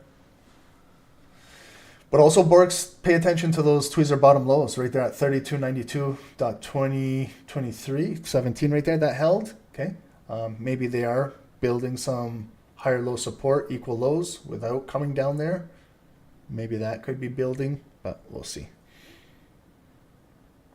Again, with this spin top candle, it's indecision, so sellers could come down and take out those lows right away, depending where this closed. So it's still closed above the green zone. The volume closed above that 9 EMA, that green line. Okay, so it could definitely build in here. But notice the size of the wick. Okay, it's much larger than just a short wick. So even if the buyers are there, they have to fill up this big wick. And while they're doing that, sellers might have offers here and push it right back down. So it's still in this tight area. I'm not in trade, so I'm going to continue to let it build. That candle closed below the green zone on NASDAQ. So momentarily, what I do is I just continue to go through my motions where I make it now red. So I see the bullish candle is now coming back up, but it could be trading in a red zone. Okay, it could get rejected, and they could take out that 200 EMA and continue to push down to that hourly point of interest, that white line right there. Okay. So careful buying NASDAQ as well, because now you're buying against this trend, lower lows, lower highs, lower lows, lower highs, a lower low. If I'm looking for buys on NASDAQ, I'd like to see the buyers get through this red zone, officially, maybe close it back above there, and maybe retest this green and then take off. Okay, so I'm still just waiting.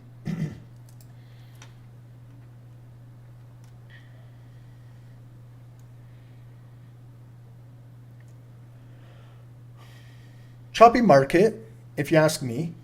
Like, if I know it's the first day back after a U.S. bank holiday, but when I look at the volume right now on the 5 minutes, it's choppy on both of these securities. Okay, it's still accumulating.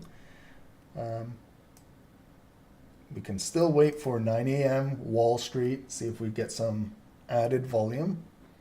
Or we just look for smaller positions to add on any one of these securities right now. But to me, things are still just trading sideways. Trevor, heat map is showing all red.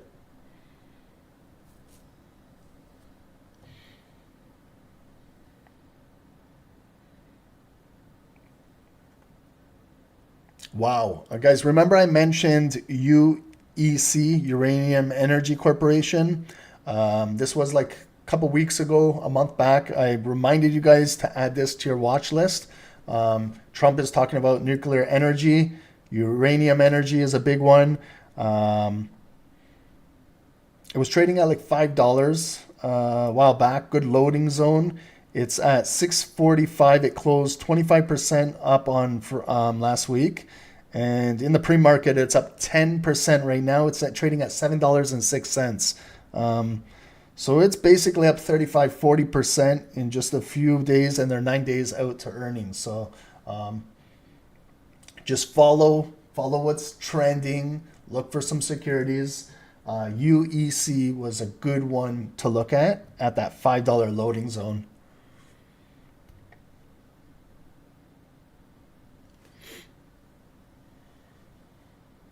Okay, so look at that now.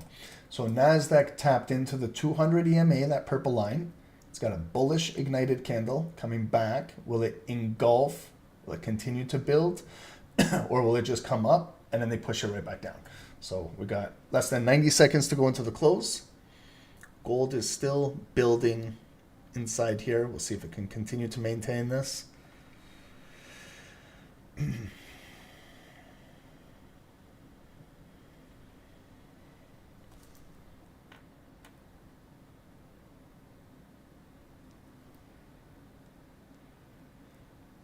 Jitendra, was there a festival yesterday because banks were closed? Yes, it was U.S. Memorial Day.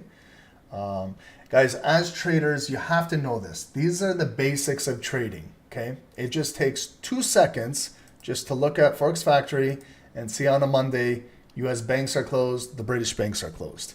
And it's just look on your calendar and it shows a U.S. Memorial Day holiday, okay? Guys, we got to get in the basics of trading. Like, we have to know these things. You got to know when U.S. banks are closed. You got to know what is Wall Street markets open. When does it close? When's Comex market open? When does London open up? These are just basic things, guys. Like, you don't need to be taught these things. These are just basics. You know, it should be just, you don't even need to think about these things. Should just be very, very, every single day, you should just know what you're looking for, because that can affect the way how you're trading. Should be part of your daily checklist every single morning. Just like when you get up and you have your cup of coffee, you got to add this part of that routine.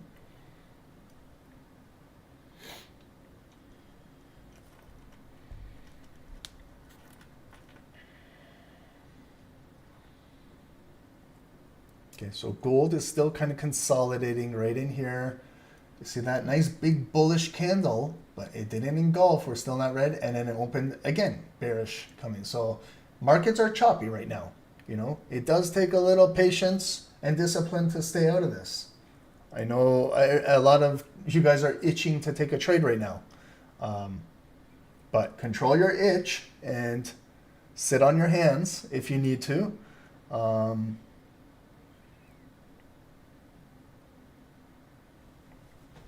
What you can do, if you feel like hitting a button, if you really feel like buying or selling a security but you don't know yet, how about you hit the like button on YouTube? That should be like a social experiment. If you feel like hitting a buy or sell button, just hit the like button on YouTube. If we can change the like button on YouTube to a buy or sell button, I guarantee you we'll have 500 likes, 1,000 likes on every single one of these sessions. we should just change it to a buy or sell button.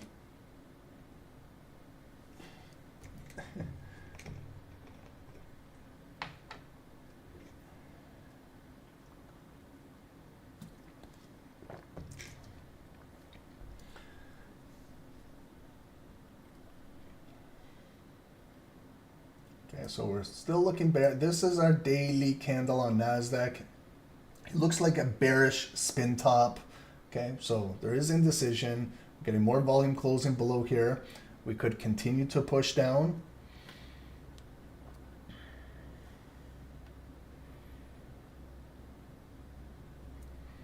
Gold is still building. Okay. So had I still been in this trade, remember my original stop loss was below 50% of this bullish candle, just right below there.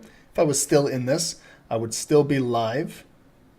Okay, those were tweezer bottom lows right there, so we can definitely pay attention to those. But every time we're coming up, it's a lower high, lower high, lower high, lower high. Okay, so it's just stuck in this little flag right here, and just still having difficulty breaking out of here.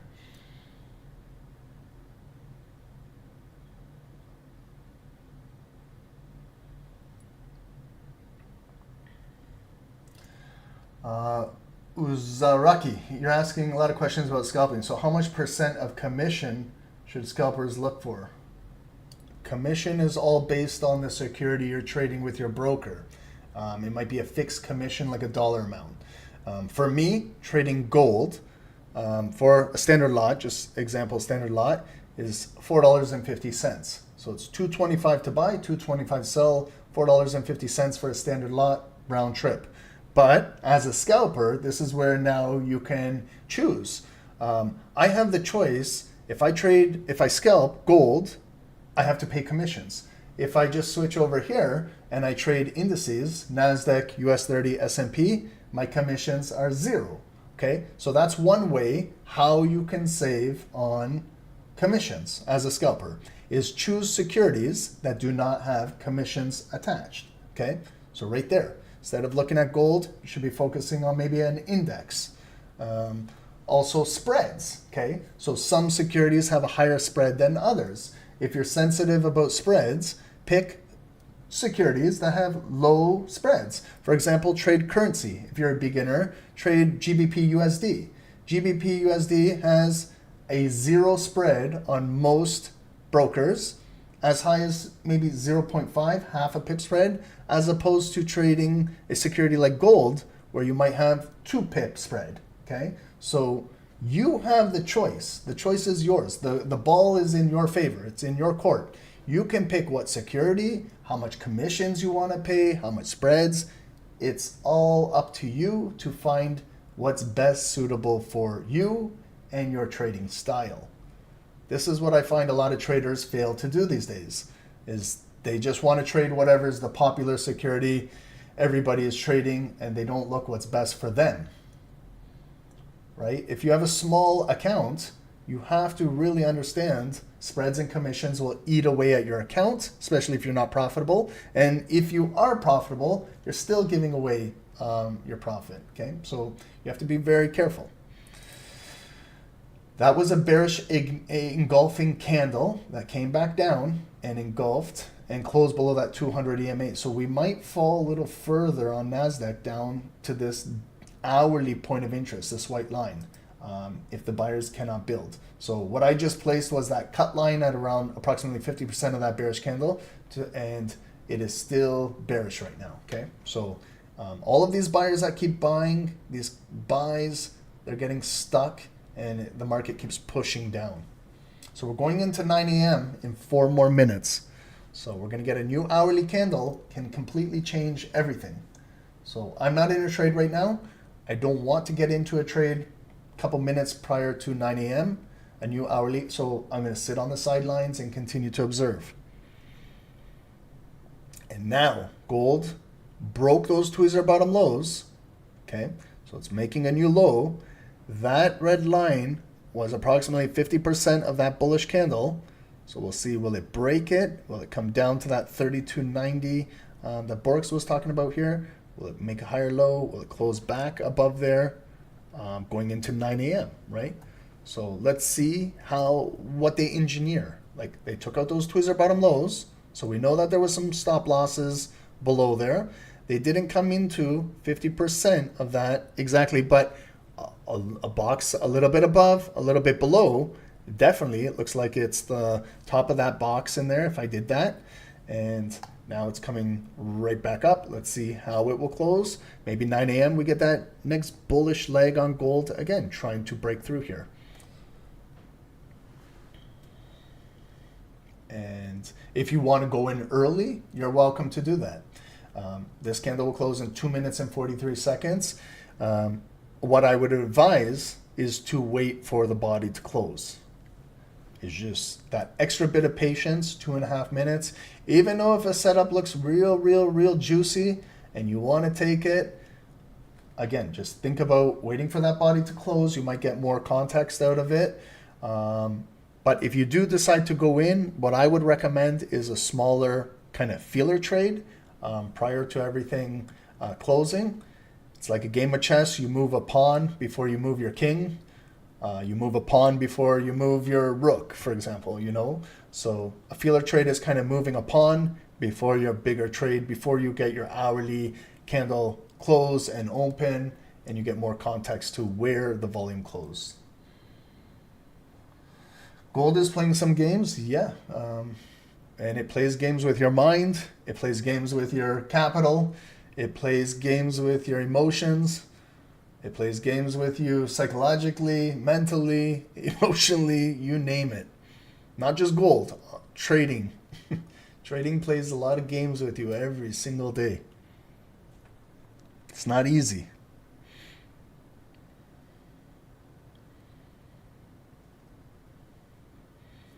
But nice big bullish candle. So let's just make note that it did take out those tweezer bottom lows.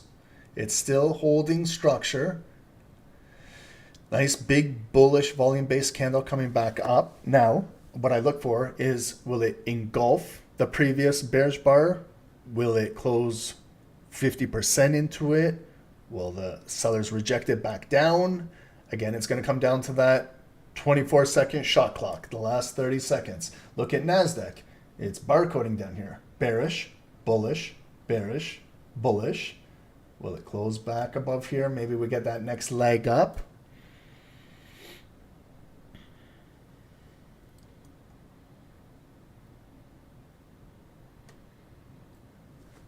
Okay, and we got now 30 seconds to go. So what I like to do is always, any candle that's closing within 30 seconds, I always pay attention to the close. It's who has momentum going into the close.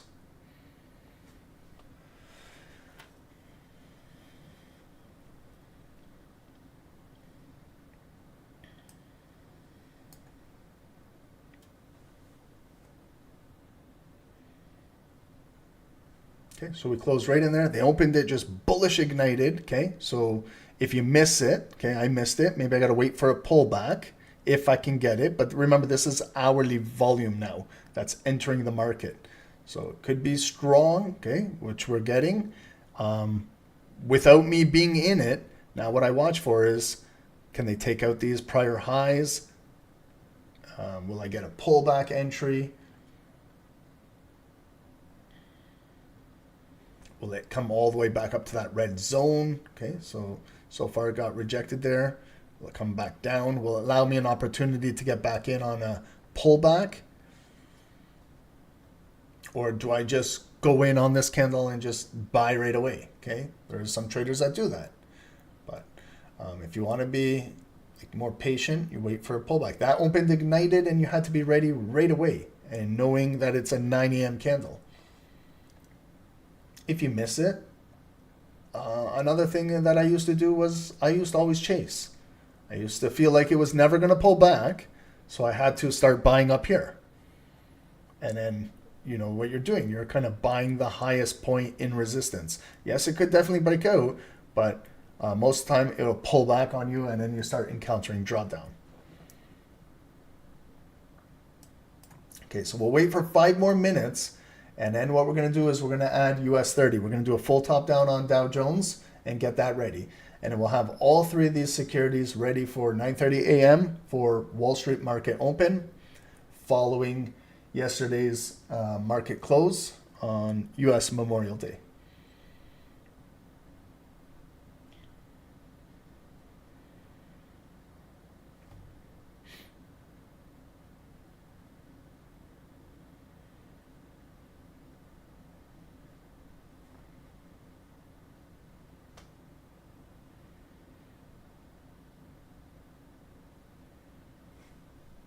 Okay, so you see again, it came right up again to that red box.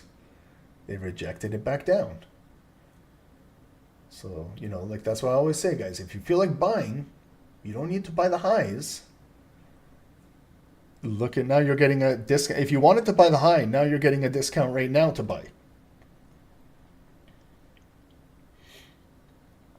That's just showing a little bit of patience and eliminating the FOMO. If you just measure, like, considering buying the high up there, now where it is, look, you would have been in 35 pips of drawdown right now. So you're getting basically a 35 pip discount if you were considering buying the high. Like, if you want something on sale, it's better to buy it now at 35% off than buying the highs. But look now, maybe they are going to flip this candle bearish and it's a shooting star. So you can see how just gold is in this tough range right here. It's not the best to be trading. It's the best to be analyzing right now. Just sitting back, not getting caught up in this until maybe we see some bullish volume maybe close above here, or we see the sellers come back down into this green zone down in here. Or we just continue to watch all the volume where it closes. It's a tough morning. It is a tough morning. What does FOMO mean? Okay, Uzureki, I'm answering all your questions. I can tell you're a beginner in trading, so I'm not gonna. But FOMO, you got to learn all these. These are the basics of kind of the terminology in trading. FOMO is fear of missing out. Fear of missing out. Okay, so I can tell you're a newbie, and I love it, but we've got a lot to learn. Okay, so we got to learn the terminology of trading. We got to learn what are pips, spreads, lot sizing. A lot of things, okay? FOMO is fear of missing out.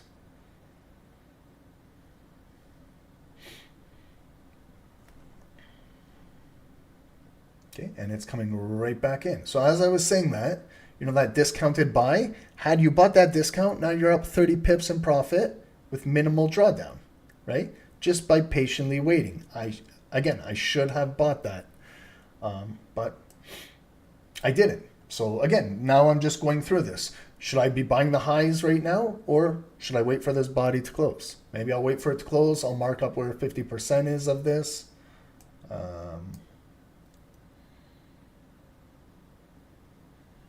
Okay, so we're going to get the close. There's the close. Where's 50%?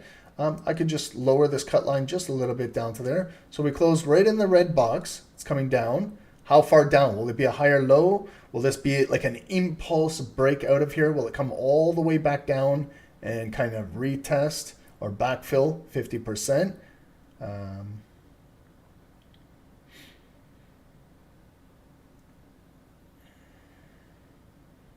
Yeah, proves my point, Lee, about scalping in and out. Look how many opportunities you had.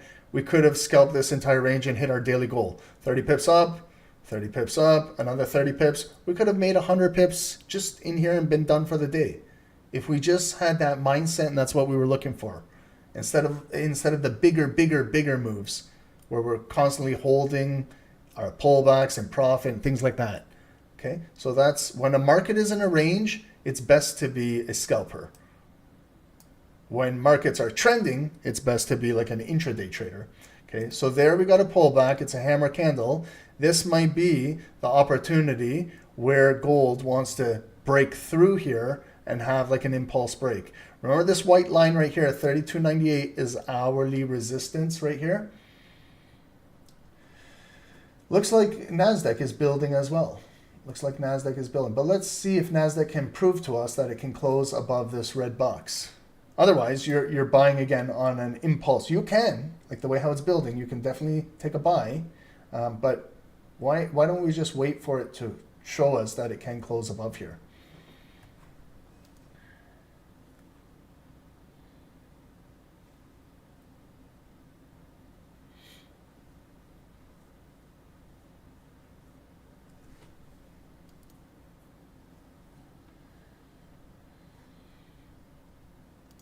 Okay, you're saying that you're a noob in here.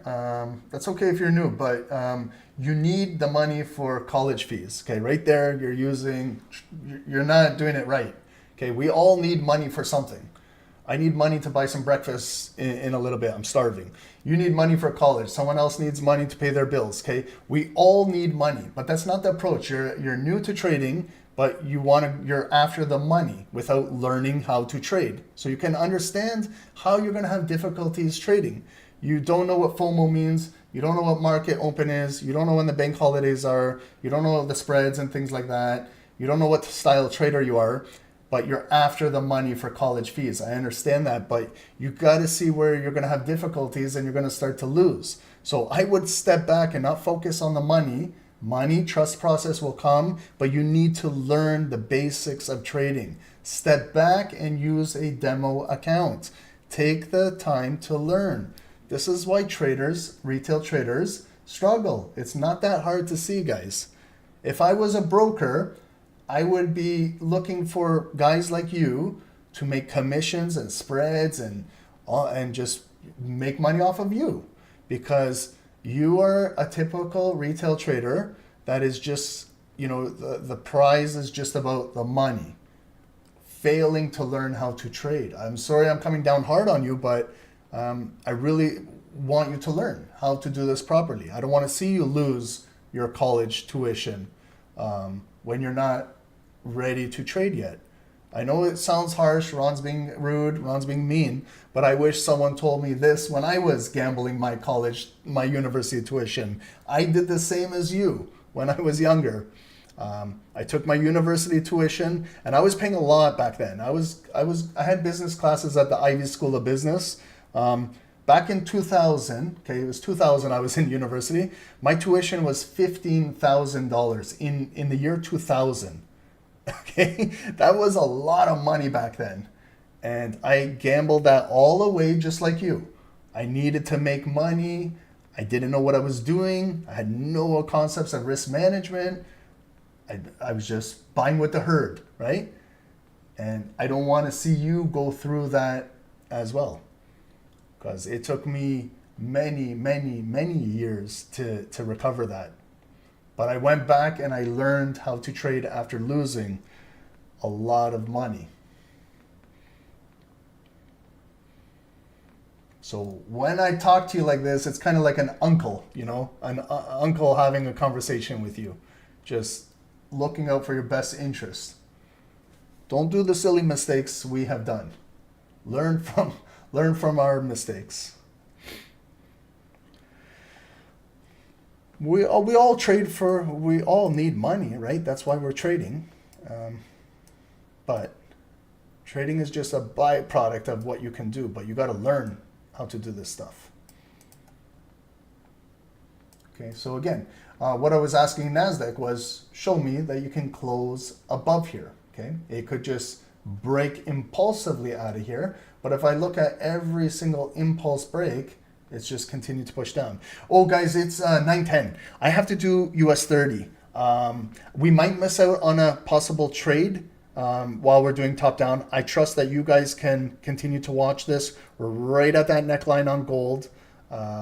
So let's just continue to watch this. I'm going to do US 30 really quickly for ourselves, guys. So if you don't mind, I hate to go off the charts right now when a trade is possibly developing, but I trust you guys can watch it. I'm going to go into now Dow, 3 charts, okay? And we're going to have all 3 of these. So a quick top down on Dow on the daily, starting off on the daily. So I'm going to go a little quicker. I'll get this done in like 5 minutes. I'm not going to explain every single zone and every single point of interest, but just really quickly, we've got our double top high supply on Dow up here, 45,000. We can see again this pivot area right here in the market that we're having difficulty breaking above here. If you stretch that into the future, you can see that we revisited this last week, couldn't break it. So it is a lower high supply from the all-time high supply. They're lowering the offers. Again, this key pivot right here where the market stopped right there. If we stretch that into the future, you can see how it was resistance right there. Turned again into support right there. So if I stretch that zone into the future, obviously it's green below us, the volume is above us, so it's green. Now we're trading inside here. So can we get some points of interest inside here? Number one, this big bullish candle right here, ignited big bullish day on Monday, the start of last week. The May 12th, the week of May 12th. If I'm just looking at 50% of that candle, that's a significant candle. There's the fib tool. 50% to be exact is right here, yellow, right? If I'm still going off of that candle, my zone, a little bit above, a little bit below, right there, the meat of that candle, stretching it into the future. Now I can see how we traded in here yesterday and now today. Okay, so utilizing that zone, following this big bearish day on Wednesday last week, it's an abnormally large candle that engulfed 1, 2, 3 bars, 1 bar. So same thing, let's figure out where 50% of that bearish momentum is. opening candle, closing of that black candle. There's the 0.5. Look at how that's today's high today. Look, right there, exactly, 0.5, right? Okay, so I could also do a zone there too, but I don't want to have too many zones and get you guys confused, but there's the 0.5. Okay, now let's go after Friday. Friday, big bearish day. They closed right there.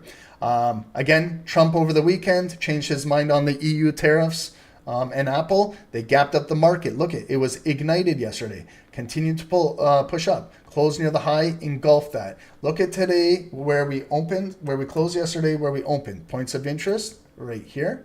Okay, that's where we closed, where we opened. It was initially bearish today. Bearish, bearish, bearish. Look at our wick. It's right at the body and the body. Okay, so you know when I'm doing this, guys, now you can clearly see why I look for bodies. There's a body. There's a body. Look at today's lowest point, purple line.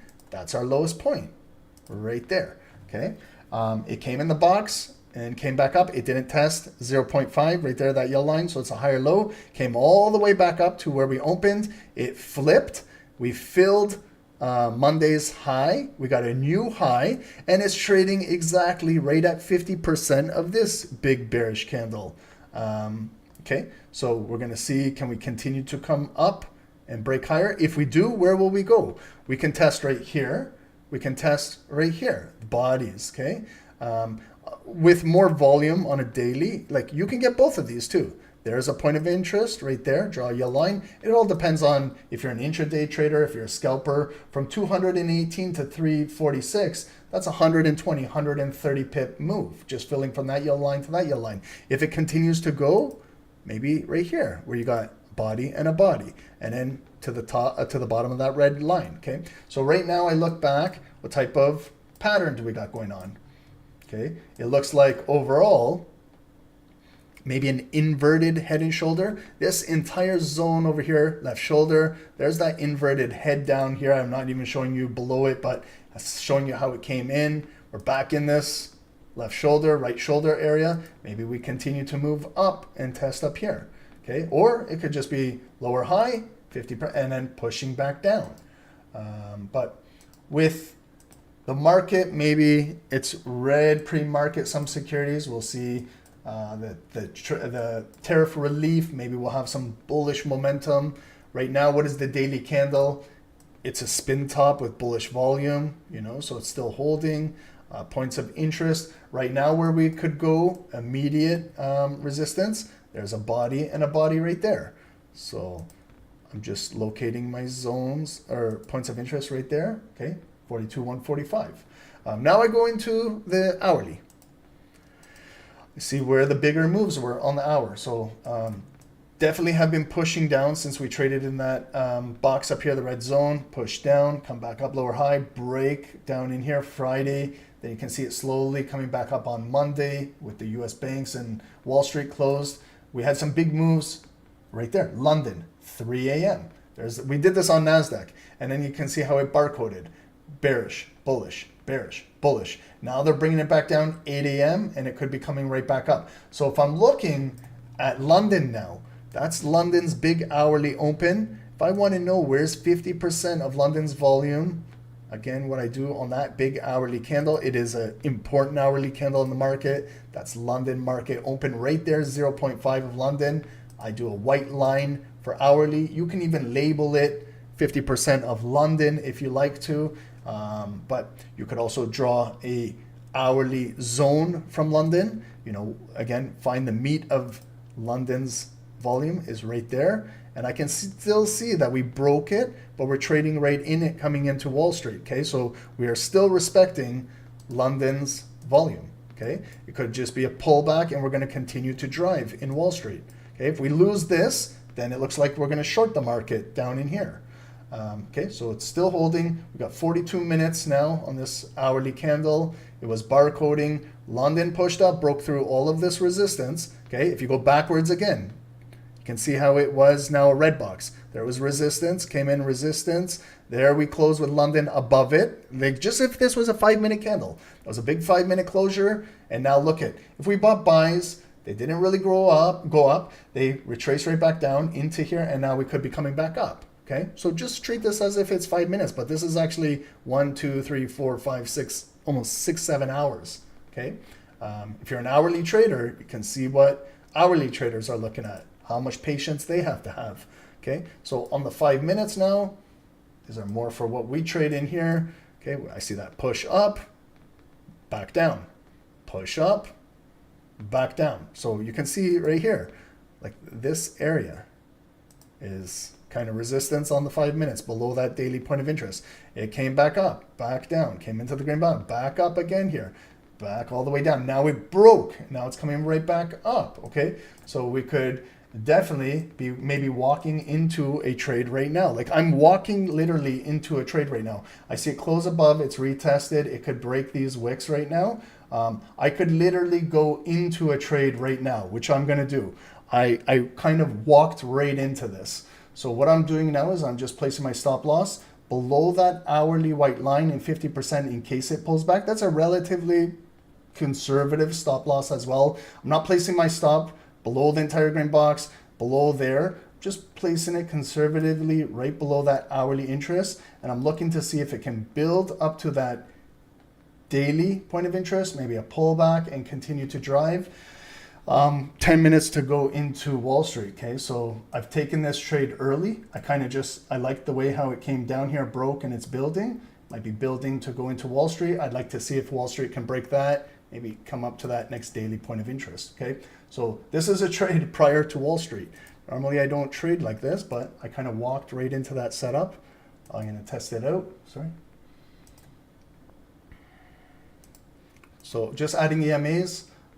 Above the 200 EMA, or sorry, the 9 EMA, the 200 is below here. And let's just add a daily candle, okay? So I'm in a trade on US 30, guys. NASDAQ is building. So we got US 30 over here to the right. NASDAQ has closed above, okay? So this red zone, if you can make it green, okay? Because if you pull back, could have good support here. NASDAQ looks like a nice bullish ignited candle ready to maybe possibly break out. And that's our highest point of the day. We'll see if we can fill going into Wall Street. Gold built again right up to the red box and now pushing back down a little bit here. Sorry, I'm just going to tidy up these charts a little bit to get us ready for Wall Street. It's cleanup time over here. Clean up in aisle 3. So I'm just cleaning up.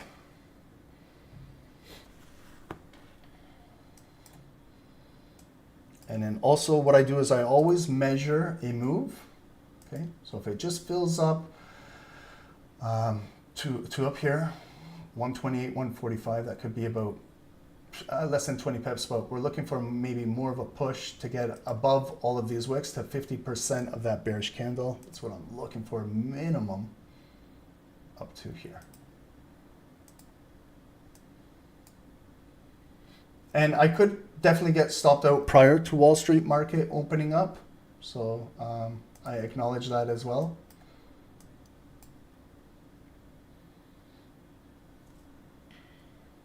Okay, but 3 minutes to go, 9:21. Maybe we can get some volume closing above these wicks. Maybe pushing at least up to that daily point of interest right up there.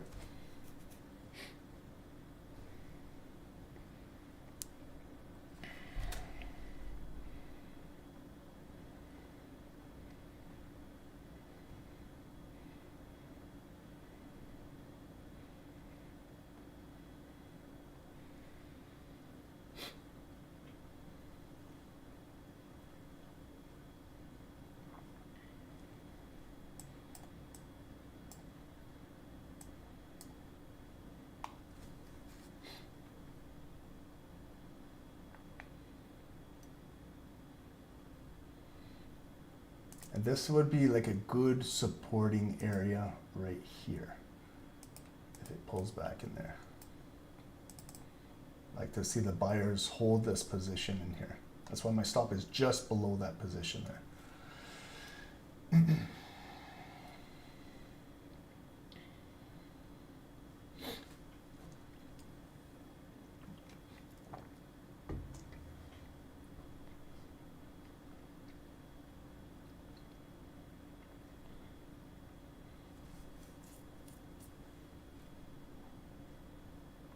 And also, guys, just heads up, if I do get stopped out prior to Wall Street market opening, that doesn't mean I'm going to revenge trade when market opens. It's just I got to understand that this trade is not developed yet. It needs to maybe come back down into the depth of market. It very well could do that. If I do get stopped out, then again, I wait for Wall Street market open to justify which direction we're going to move in. And I go from there. But doesn't give you the right, if you get stopped out just when the market opens, if it flashes a bullish candle, that you just buy it automatically. So just take it again, candle by candle. As I was charting, I kind of walked, I thought closing above, closure, closure, closure. And it retested. Obviously, it just created a high now, and now it's pulling all the way back down. Let's see if we can get a wick in here. But if I do get stopped out, I will accept the stop loss and get stopped out prior to market open, because I don't want a big bearish bar to just open and be really bearish. So that's my maximum risk in this. And when I look back at it, maybe I executed a little too fast prior to the market open. But again, I thought at that time it was a good opportunity to look for a buy. So again, the woulda, shoulda, couldas, I don't make excuses. I just go with the flow of the market, and all I got to do is now just manage my risk in this trade.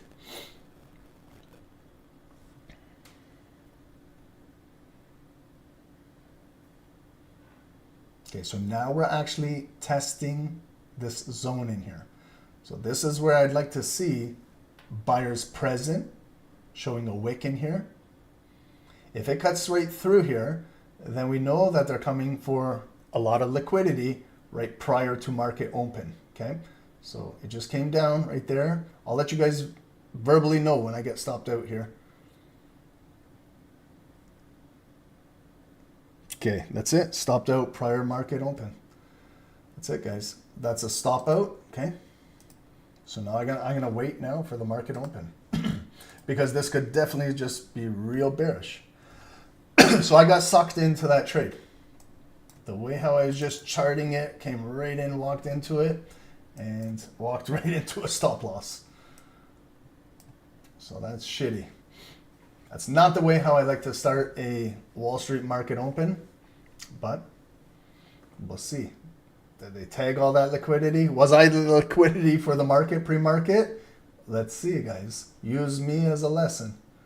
Let's see what happens here. Now you can start to see the volatility 4 minutes prior to the market open.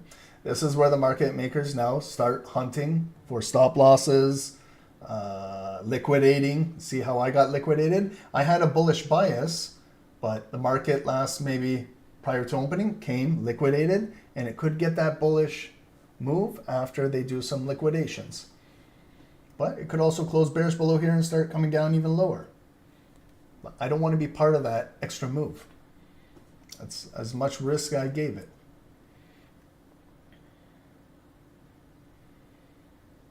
And it's just still in this tough range. Holy shit. Like, maybe we should have took Monday and Tuesday off of the markets and came back Wednesday. This sucks.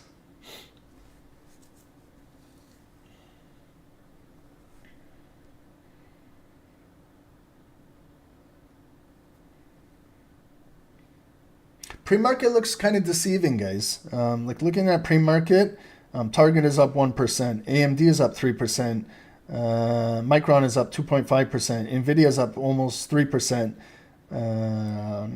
Meta is up 1.75%, Microsoft up 1.2%, Google up 1.4%, Amazon up 1.3%, Tesla up 2.6%, Apple up almost 2%. Palantir up 3%. So everything in the pre-market, these big name securities are green. So let's now watch what the market does. Are they coming hunting for all of these stops?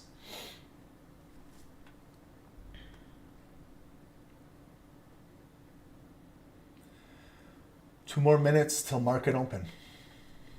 Okay, so if this closes bearish below here, this block inside is nothing.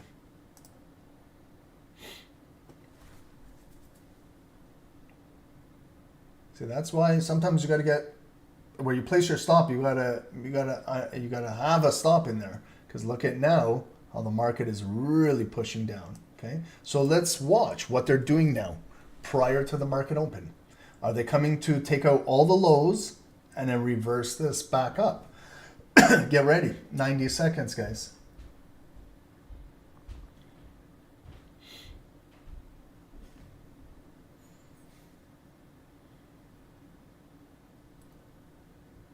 So they're hunting for all of these buyers prior to even me buying. What about these buyers, these buyers, these buyers? Their stops are probably all down here. So they're going to come, take out all their stops. Will the market reverse back up? If it closes below here, this big green zone turns momentarily red. So again, we got to look for volume to close back above here.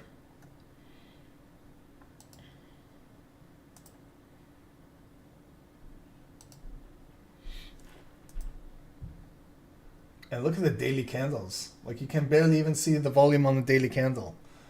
So it's just a shitty daily candle.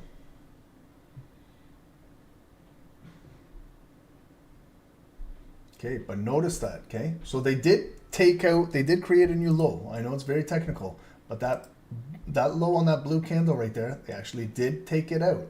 So that could see maybe a shift in the market going in the opposite direction. But I'm not going to assume. I'm going to wait for volume to close now.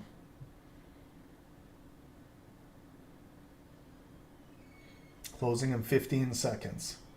So you guys got to be quick. If it closes below here, if you can, I'm going to assume it's going to close below there. So I'm going to start making these zones red on the assumption that it is going to close below there. They are really coming down. Okay, so here it is. Ignited, open, and the drop. Holy shit. Okay, big drop. There's the low of the day. The purple line. Lots of bearish volume right now. I would wait. I'm waiting.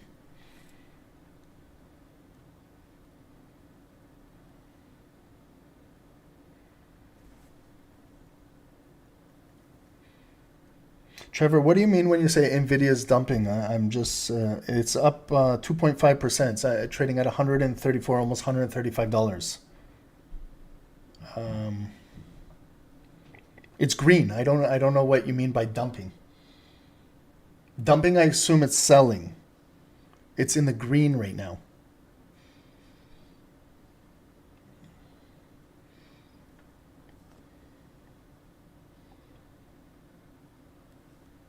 And guys, Nvidia's earnings are tomorrow after hours, just to let you guys know.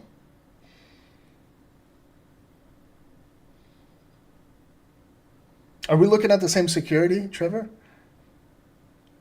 Right now, market open, it's up $3 per share, 2.25%.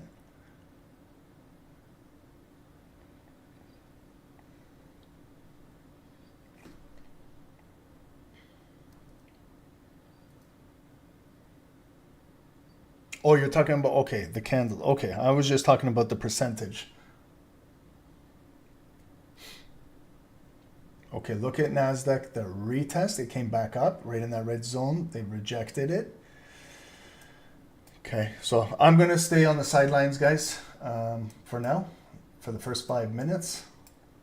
Gold is breaking out. Let's see if it will actually close above this red zone. We haven't had a closure above here for the majority of the entire morning since 5 a.m. Okay, but again, look for that confirmed closure too. Okay, so Dow is digging deep down in here. There's the lowest point of the day.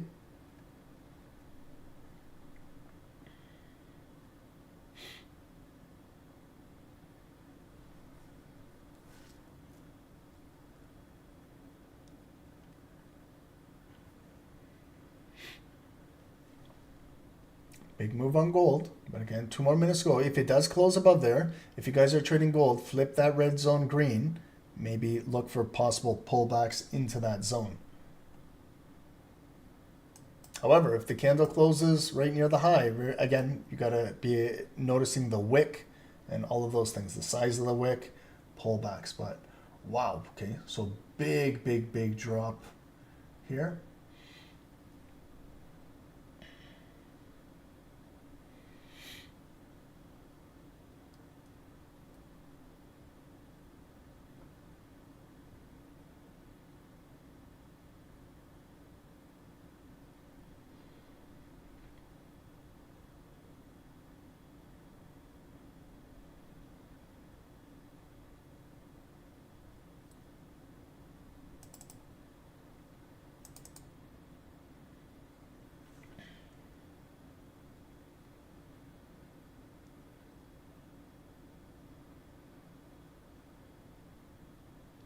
Okay, so here's the closures, guys. First 5 minutes of Wall Street, okay? Big bearish ignited bar on US 30. We had some indecision on NASDAQ. It opened bullish, came right into that red zone, pushed down, tapped into that white line that's hourly support at that 21,192, finding some momentary support, but that volume is continuing to push down. Gold, we'll see if gold can actually close above this critical resistance area. 30 seconds to go. And then from this candle, if we can determine where 50% of it is when it finally closes. Okay, so keep an eye on the lowest point of the day right there, that purple line. Is it gonna, look at that right there. So it broke, tapped right into the low of the day. You see how it just touched it? Okay, so we'll see if it bounces off of this or will it continue to come down here? And then ultimately, where will 50% of this candle be? Gold, very strong. So I'm going to assume it closed above there right away, red to green. If you're waiting for pullbacks now on gold, anywhere around here, 32.98 is a good possible area to get a pullback entry on gold.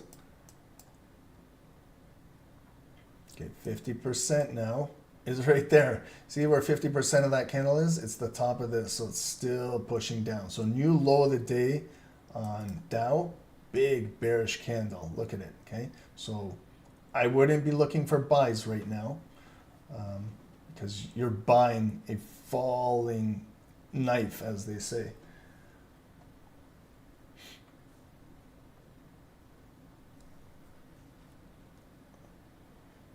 So much for a positive market open with Trump's delayed tariffs. But again, it's only the first 5 minutes.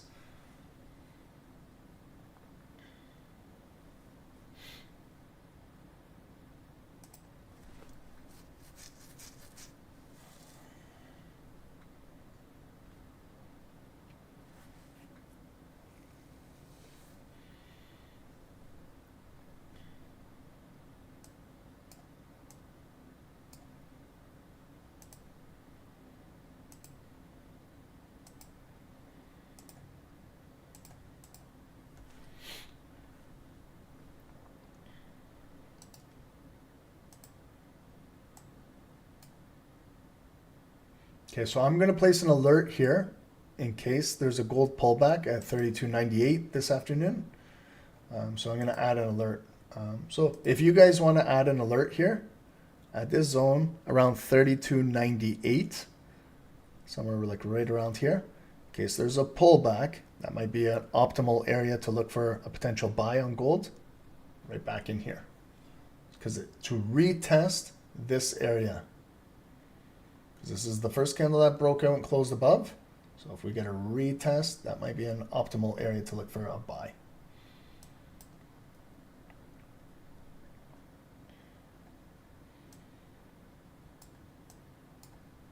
Okay, so market is still really bearish.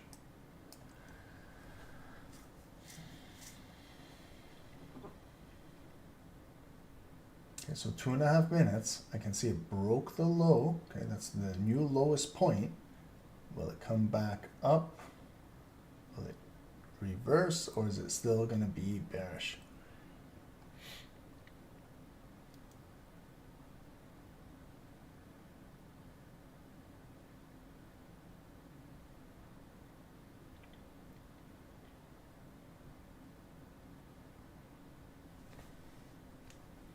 and also the EMAs. You have a bearish crossover.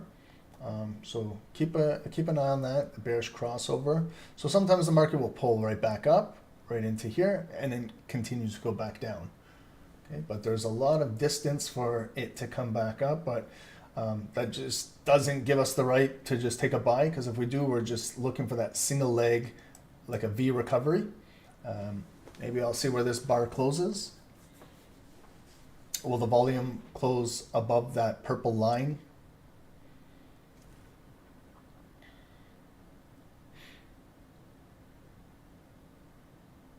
So if I take one more trade, it will be one more trade for this session, the final trade, if there's anything suitable to look for.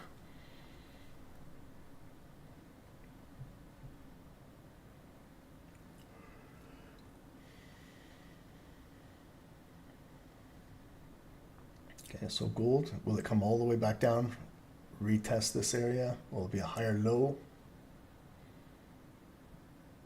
45 seconds to go into the close. Okay, so we might get an alert now for, we're right here. I didn't think it would pull back right away on the next candle, but we might get a retest of this.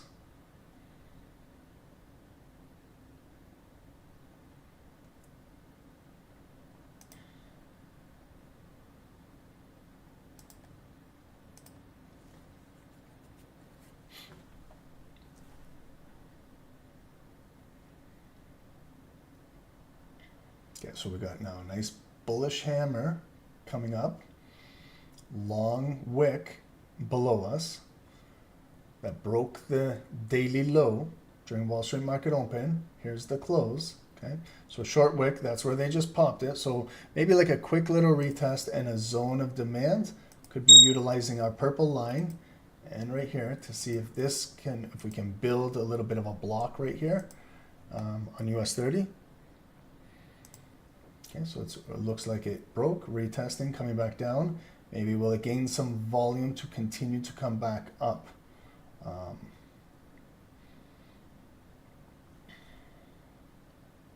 And gold is retesting. So gold has retested this. Could look for a buy. I'm going to buy on gold. It retested. Okay, I'm going in on gold. It came down. It retested the green zone. I'm looking for the volume to come back up to the previous high and maybe break out. My stop loss will be below all three of these wicks down in here. Okay, so for gold, guys, I'm in a gold buy. So if I'm going to look to hold this one throughout this afternoon, I see where my stop would normally be, right? But since I'm at this green box, just a little lower below there. So I'm giving it more risk. I'm looking for a bigger reward this morning to come back to 33.12 up here. Okay, so I'm a gold buy. Why? Because I missed that big breakout. I waited for the pullback to come back in the green zone. So I'm buying the pullback on gold. Okay, giving it room to breathe in case it needs to build. If it can come trade up to those bodies, that's approximately 35 pips. If it can trade up to the previous high point, that would be about a 50 pip trade, and a little more could be about 60. Okay, so that's what I'm looking for out of this. We'll see how it develops.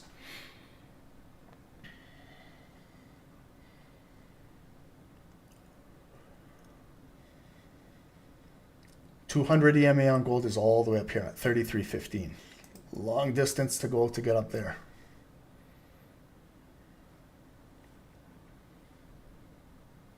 Yeah, so this might be like kind of like a little sharp V recovery, but we got to figure out where the neckline is on like US 30 or NASDAQ, where it could come up. That was about 50% of that bearish candle that came down.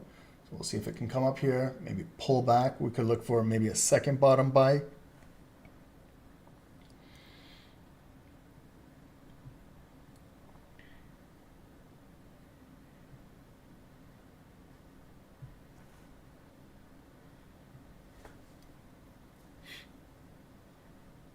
And then we're also going into 9:45. So just looking at Wall Street, was there any news that we got to be aware of? Sometimes there's 9:45 news. We don't have anything, okay? Just 10 a.m. the consumer confidence report coming out.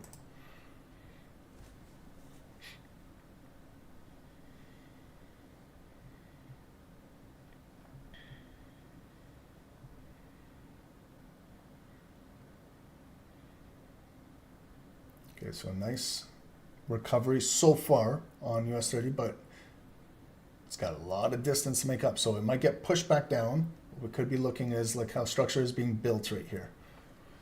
Also, can we get gold to close above this previous red line? This red line is significant because it was those previous body. We did break above it, but came back down. So can we get some new trading volume above that red line again? It just tapped right into it, and then they got rejected back down. So we got to see now from the bottom how it builds again. With 60 seconds to go, one more minute, it is naturally building again. Can we get that volume to close above that red line? That would be very important for us, in particular in a buy. We want to close above key resistance points in order to continue to build this so that we can take out some highs here. So we'll follow this into the close.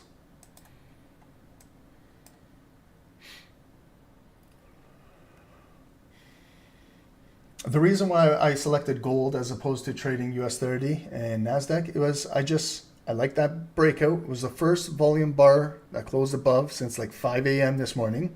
I didn't buy the highs. I waited for that pullback, which came right in there, tagged right in that green box. And as it was going up, that's where I bought. Okay, so when we talk about this trade, I bought the pullback at that demand zone right here. It's in profit. I could, scale out if I wanted to, but I gave a bigger stop loss because I'm looking for a bigger move on this. Okay, so it didn't in fact close above that red line. So in my opinion, it's a failed bar. It didn't do its job. So now coming back down, are we going to hold 50% of its volume right there? Okay, I know it's a lot of lines in here now, but I just want you guys to see that's about 50% of this bullish candle. If we're coming down right there, now we're testing 50% of it. Can we hold it? Can we grab a wick? If we can't, then it will engulf the entire bar and come back where it opened. Okay, we got a higher low. It didn't in fact hold 50%, but just a little bit above, a little bit below. Had I figured out the zone of that candle, I brought my Fibonacci tool, I would have figured out that it came to the lowest point of that zone, the hamburger meat of that candle. Now we got a nice hammer candle building after a good higher low retest. Now the job is to come back up and trade to the prior bodies right there. And then we see what type of reaction we get at the bodies. Okay, if you want to measure from where the trade started up to there, it's again 35 pips up there. To break that high wick, about 50, and if it can go a little higher in the 60s. Okay, so we're coming right back up after a nice retest.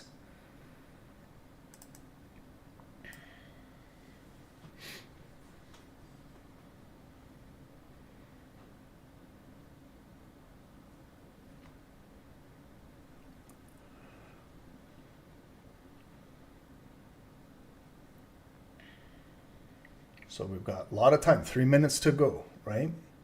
But we're looking to come back up to those bodies. If we can close with volume above this red line, then we're going to utilize this red line as resistance to be support going forward, to build off of it so that we can fill this prior wick and continue to drive higher. But we have to get up there first to even consider that. So we came up, that wick technically is a lower high from this red wick. So the sellers are there offering, pushing it down, they're hitting the bid. So now we got to get our buyers asking to trade back up in here.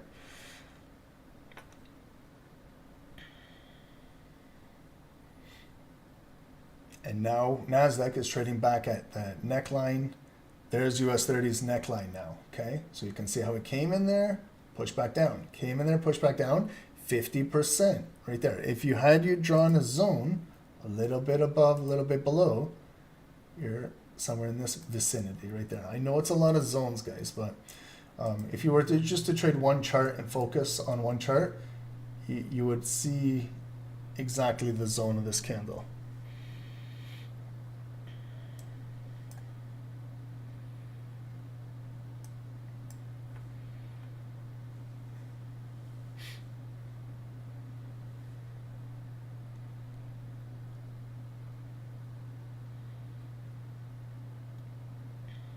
Okay, so we came up, unrealized profit, coming back down.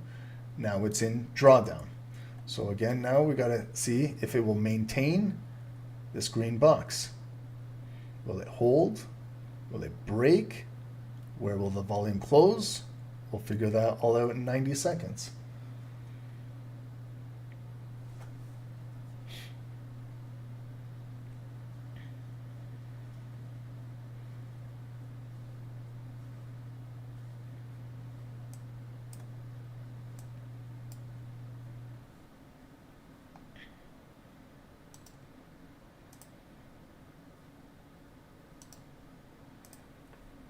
Whoops, sorry, I didn't want to get rid of that. Just wanted to get rid of this red line.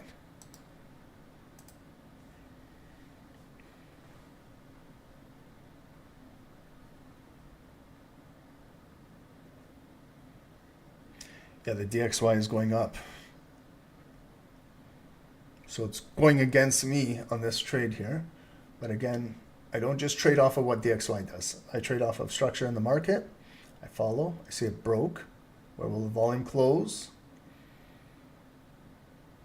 I've seen gold go up with DXY go up. I've seen crazy things. So I don't just base everything off of the correlation of US dollar.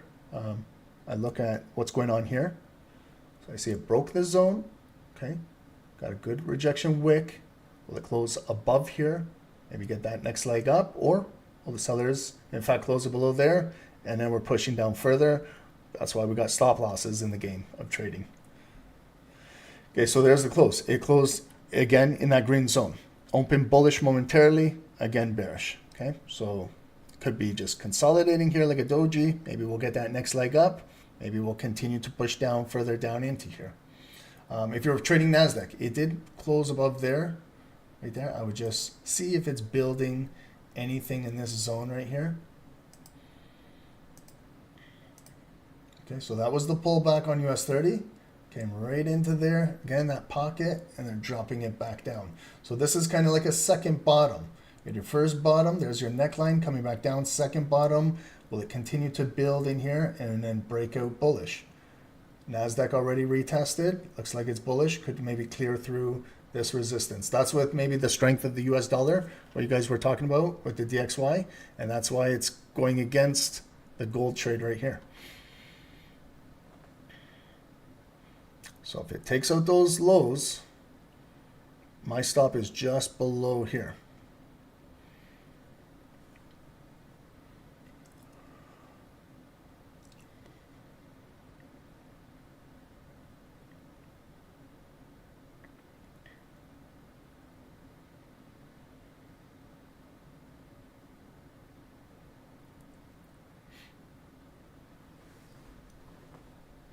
Good retest on US 30. So back in there, came down bearish, bearish, bearish. Good retest coming out of there.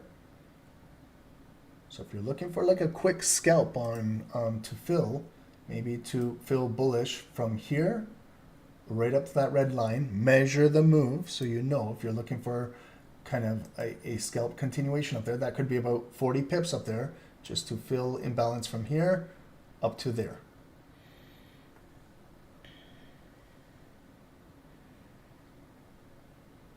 Still in this gold trade, holding in drawdown, watching it. So that candle came down lower, but it's still above that wick, that wick, that wick. Still momentarily holding. Can they flip this candle back up bullish in here? Get that volume closing above here. Buyers asking to trade gold up here, back above, 3,300, that psychological area. Maybe we can continue to drive up. But if sellers keep hitting the bid down here and we close below here, then we lost our good zone right here. Remember, this was a red zone this entire session right here. And with that bar that closed above, we flipped it green. We cut that first retest, which was nice. It was in profit, but it didn't last long. And then it came right back down. They came down, but as long as we can get volume continuing to trade up here, maybe these are just wicks that came down but are building higher lows. So, it's in a tough situation, but again, we just got to let the market continue to build.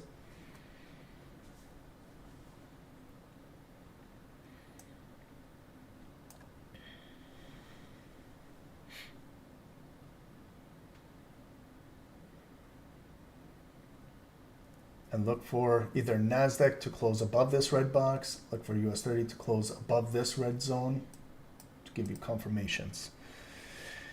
90 seconds to go. So let's see. Gold's at a critical area. This 32.98 area.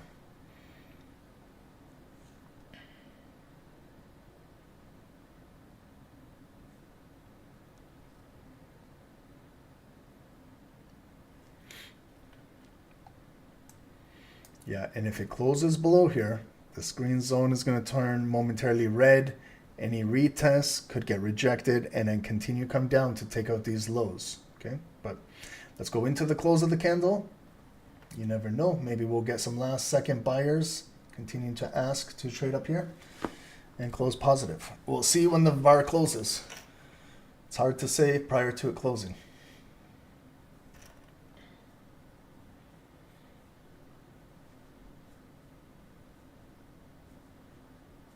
So it's going to come down to that 24-second shot clock. Here it is. Last 24 seconds. So it looks like sellers are in control going into the close. Will they attempt to take out this? If it closes below here, I got to make that green box red.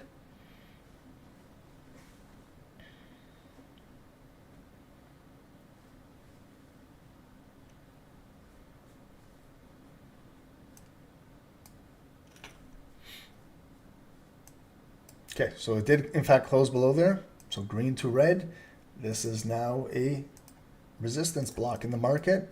It opened ignited, good open, but again, you're coming up against a lot of selling pressure. So it is momentarily ignited, but you're coming against resistance.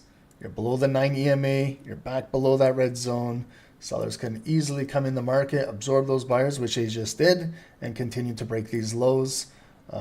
Final zone I'm giving it room to breathe is right here, where it built this structure, and then my stop is just below that. That's as much room, more than enough room in my opinion, to give it room to breathe, to come back up. But I could get stopped out, and that's it. I don't want to take any more of a loss because it's right near the low of the day. They could definitely take out that low of the day, and gold is bearish.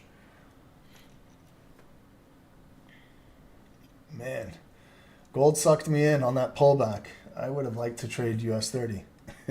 So it is what it is. You know, that's the problem with looking at three securities. I bought that pullback, and now it looks like I'm going to get stopped out when I should have kept my focus on US index at market open.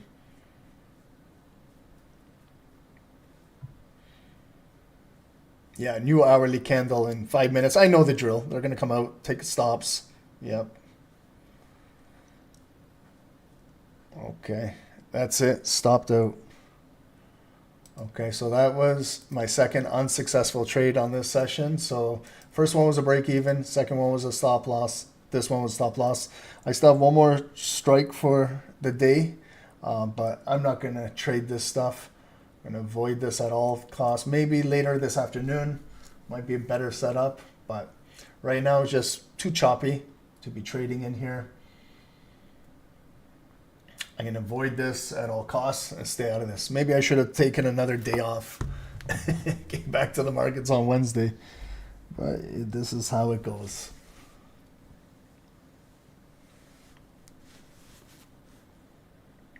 So you can see guys, even pullback trades that come back, sometimes they don't work out. It was in profit again, 30 plus pips. I didn't do anything, and the market punished me. I was looking to utilize the volume in the market to continue to drive, but the US dollar had a different story. But we'll watch rate quickly into 10 a.m. And but that's it for me for trading this morning. That's it. Tough session.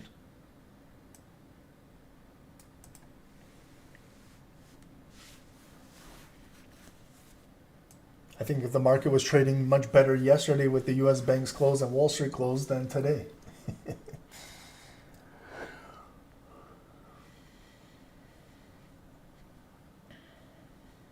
But you see, guys, like that's where my stop was. Just real tight below there. Had I given it a few more pips to breathe, I could have still been like, but that's not, you don't want to say that every single time you trade.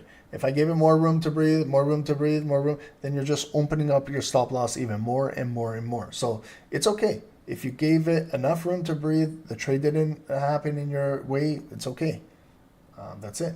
If the trade, I gave it more than enough room. If that wasn't enough room to move this thing bullish, a few more pips probably wouldn't have made the difference.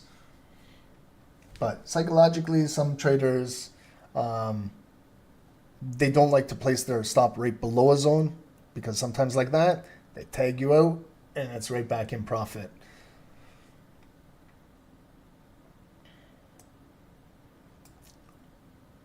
But regardless, it's still in this tight little range. It's really not moving anywhere here.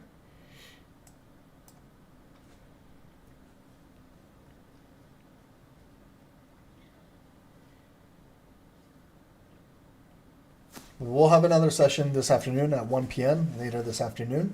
And then tomorrow again, same time, 7 a.m. Hopefully the markets are moving a little bit better tomorrow. Also, it's going into NVIDIA's earnings tomorrow after hours. So just keep that in mind.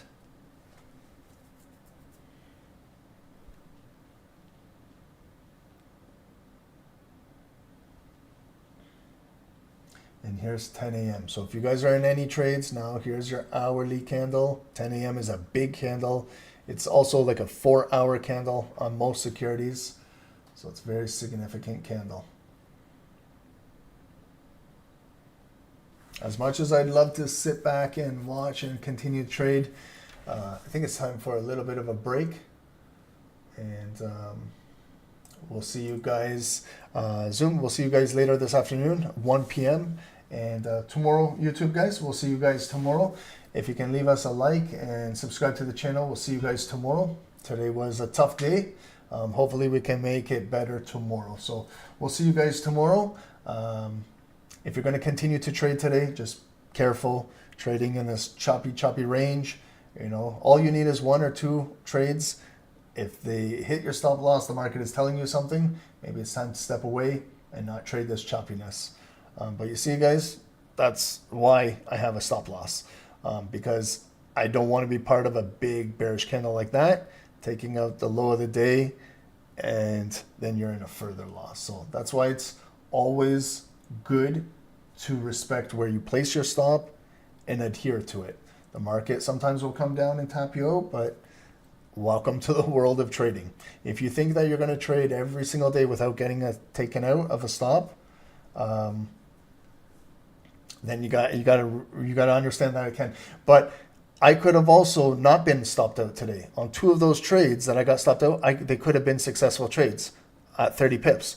I could have stuck to my plan and just pipped and dipped and got out. But when you're looking for bigger moves and you're looking to hold the trade longer for those 60, 70, 80, 100 pip moves, and you're giving it room to breathe, sometimes the market doesn't work out and you get stopped out. So that's why I choose to scalp when I'm in 20, 30, 40 pips of profit. I love to scale out. I don't know why I didn't do it today on any of the trades. I got to go back and consider why I didn't do that. And hopefully tomorrow I learn, and tomorrow I'll be pipping and dipping. Sometimes it's just a lesson. You know, I had that one time back in the day where I was holding trades and they kept hitting break even. And then the next week, I said, I'm taking out a lot of profit at 30 pips and taking out 80%. Stuck to that rule. Turned out to be a very profitable week. Tried to change it up today and no dice. So we got to clean this up tomorrow. So tomorrow, if you see me trading and I'm a little bit more taking out profit after 30 pips at 80%, you guys know why, because I don't want to get stopped out anymore. But we'll see you guys tomorrow. Safe trading today. I'm going to avoid this today until later this afternoon. We'll see you guys in a bit. 1 p.m. guys. I'll see you guys on Zoom and tomorrow on YouTube. Thank you guys for joining. We'll see you guys tomorrow. Have a good day, everyone.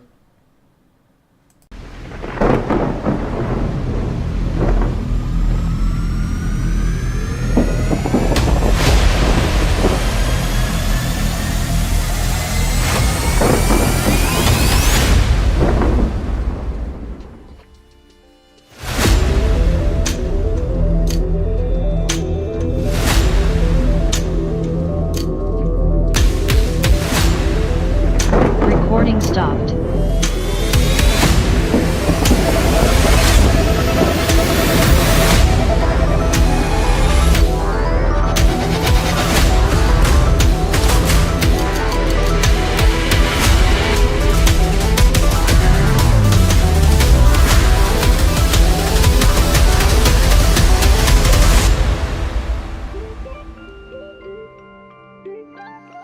Hey guys, good morning, welcome to the live session of Stocks Network Trading. My name is Dave, guys, my partner is Ron. Let's get down to business here, guys. In on US 30, sell. Okay, I'm jumping in. Guys, that's a 100 pip drop. Yes, we caught it. Hey, guys, 200 pips, please secure.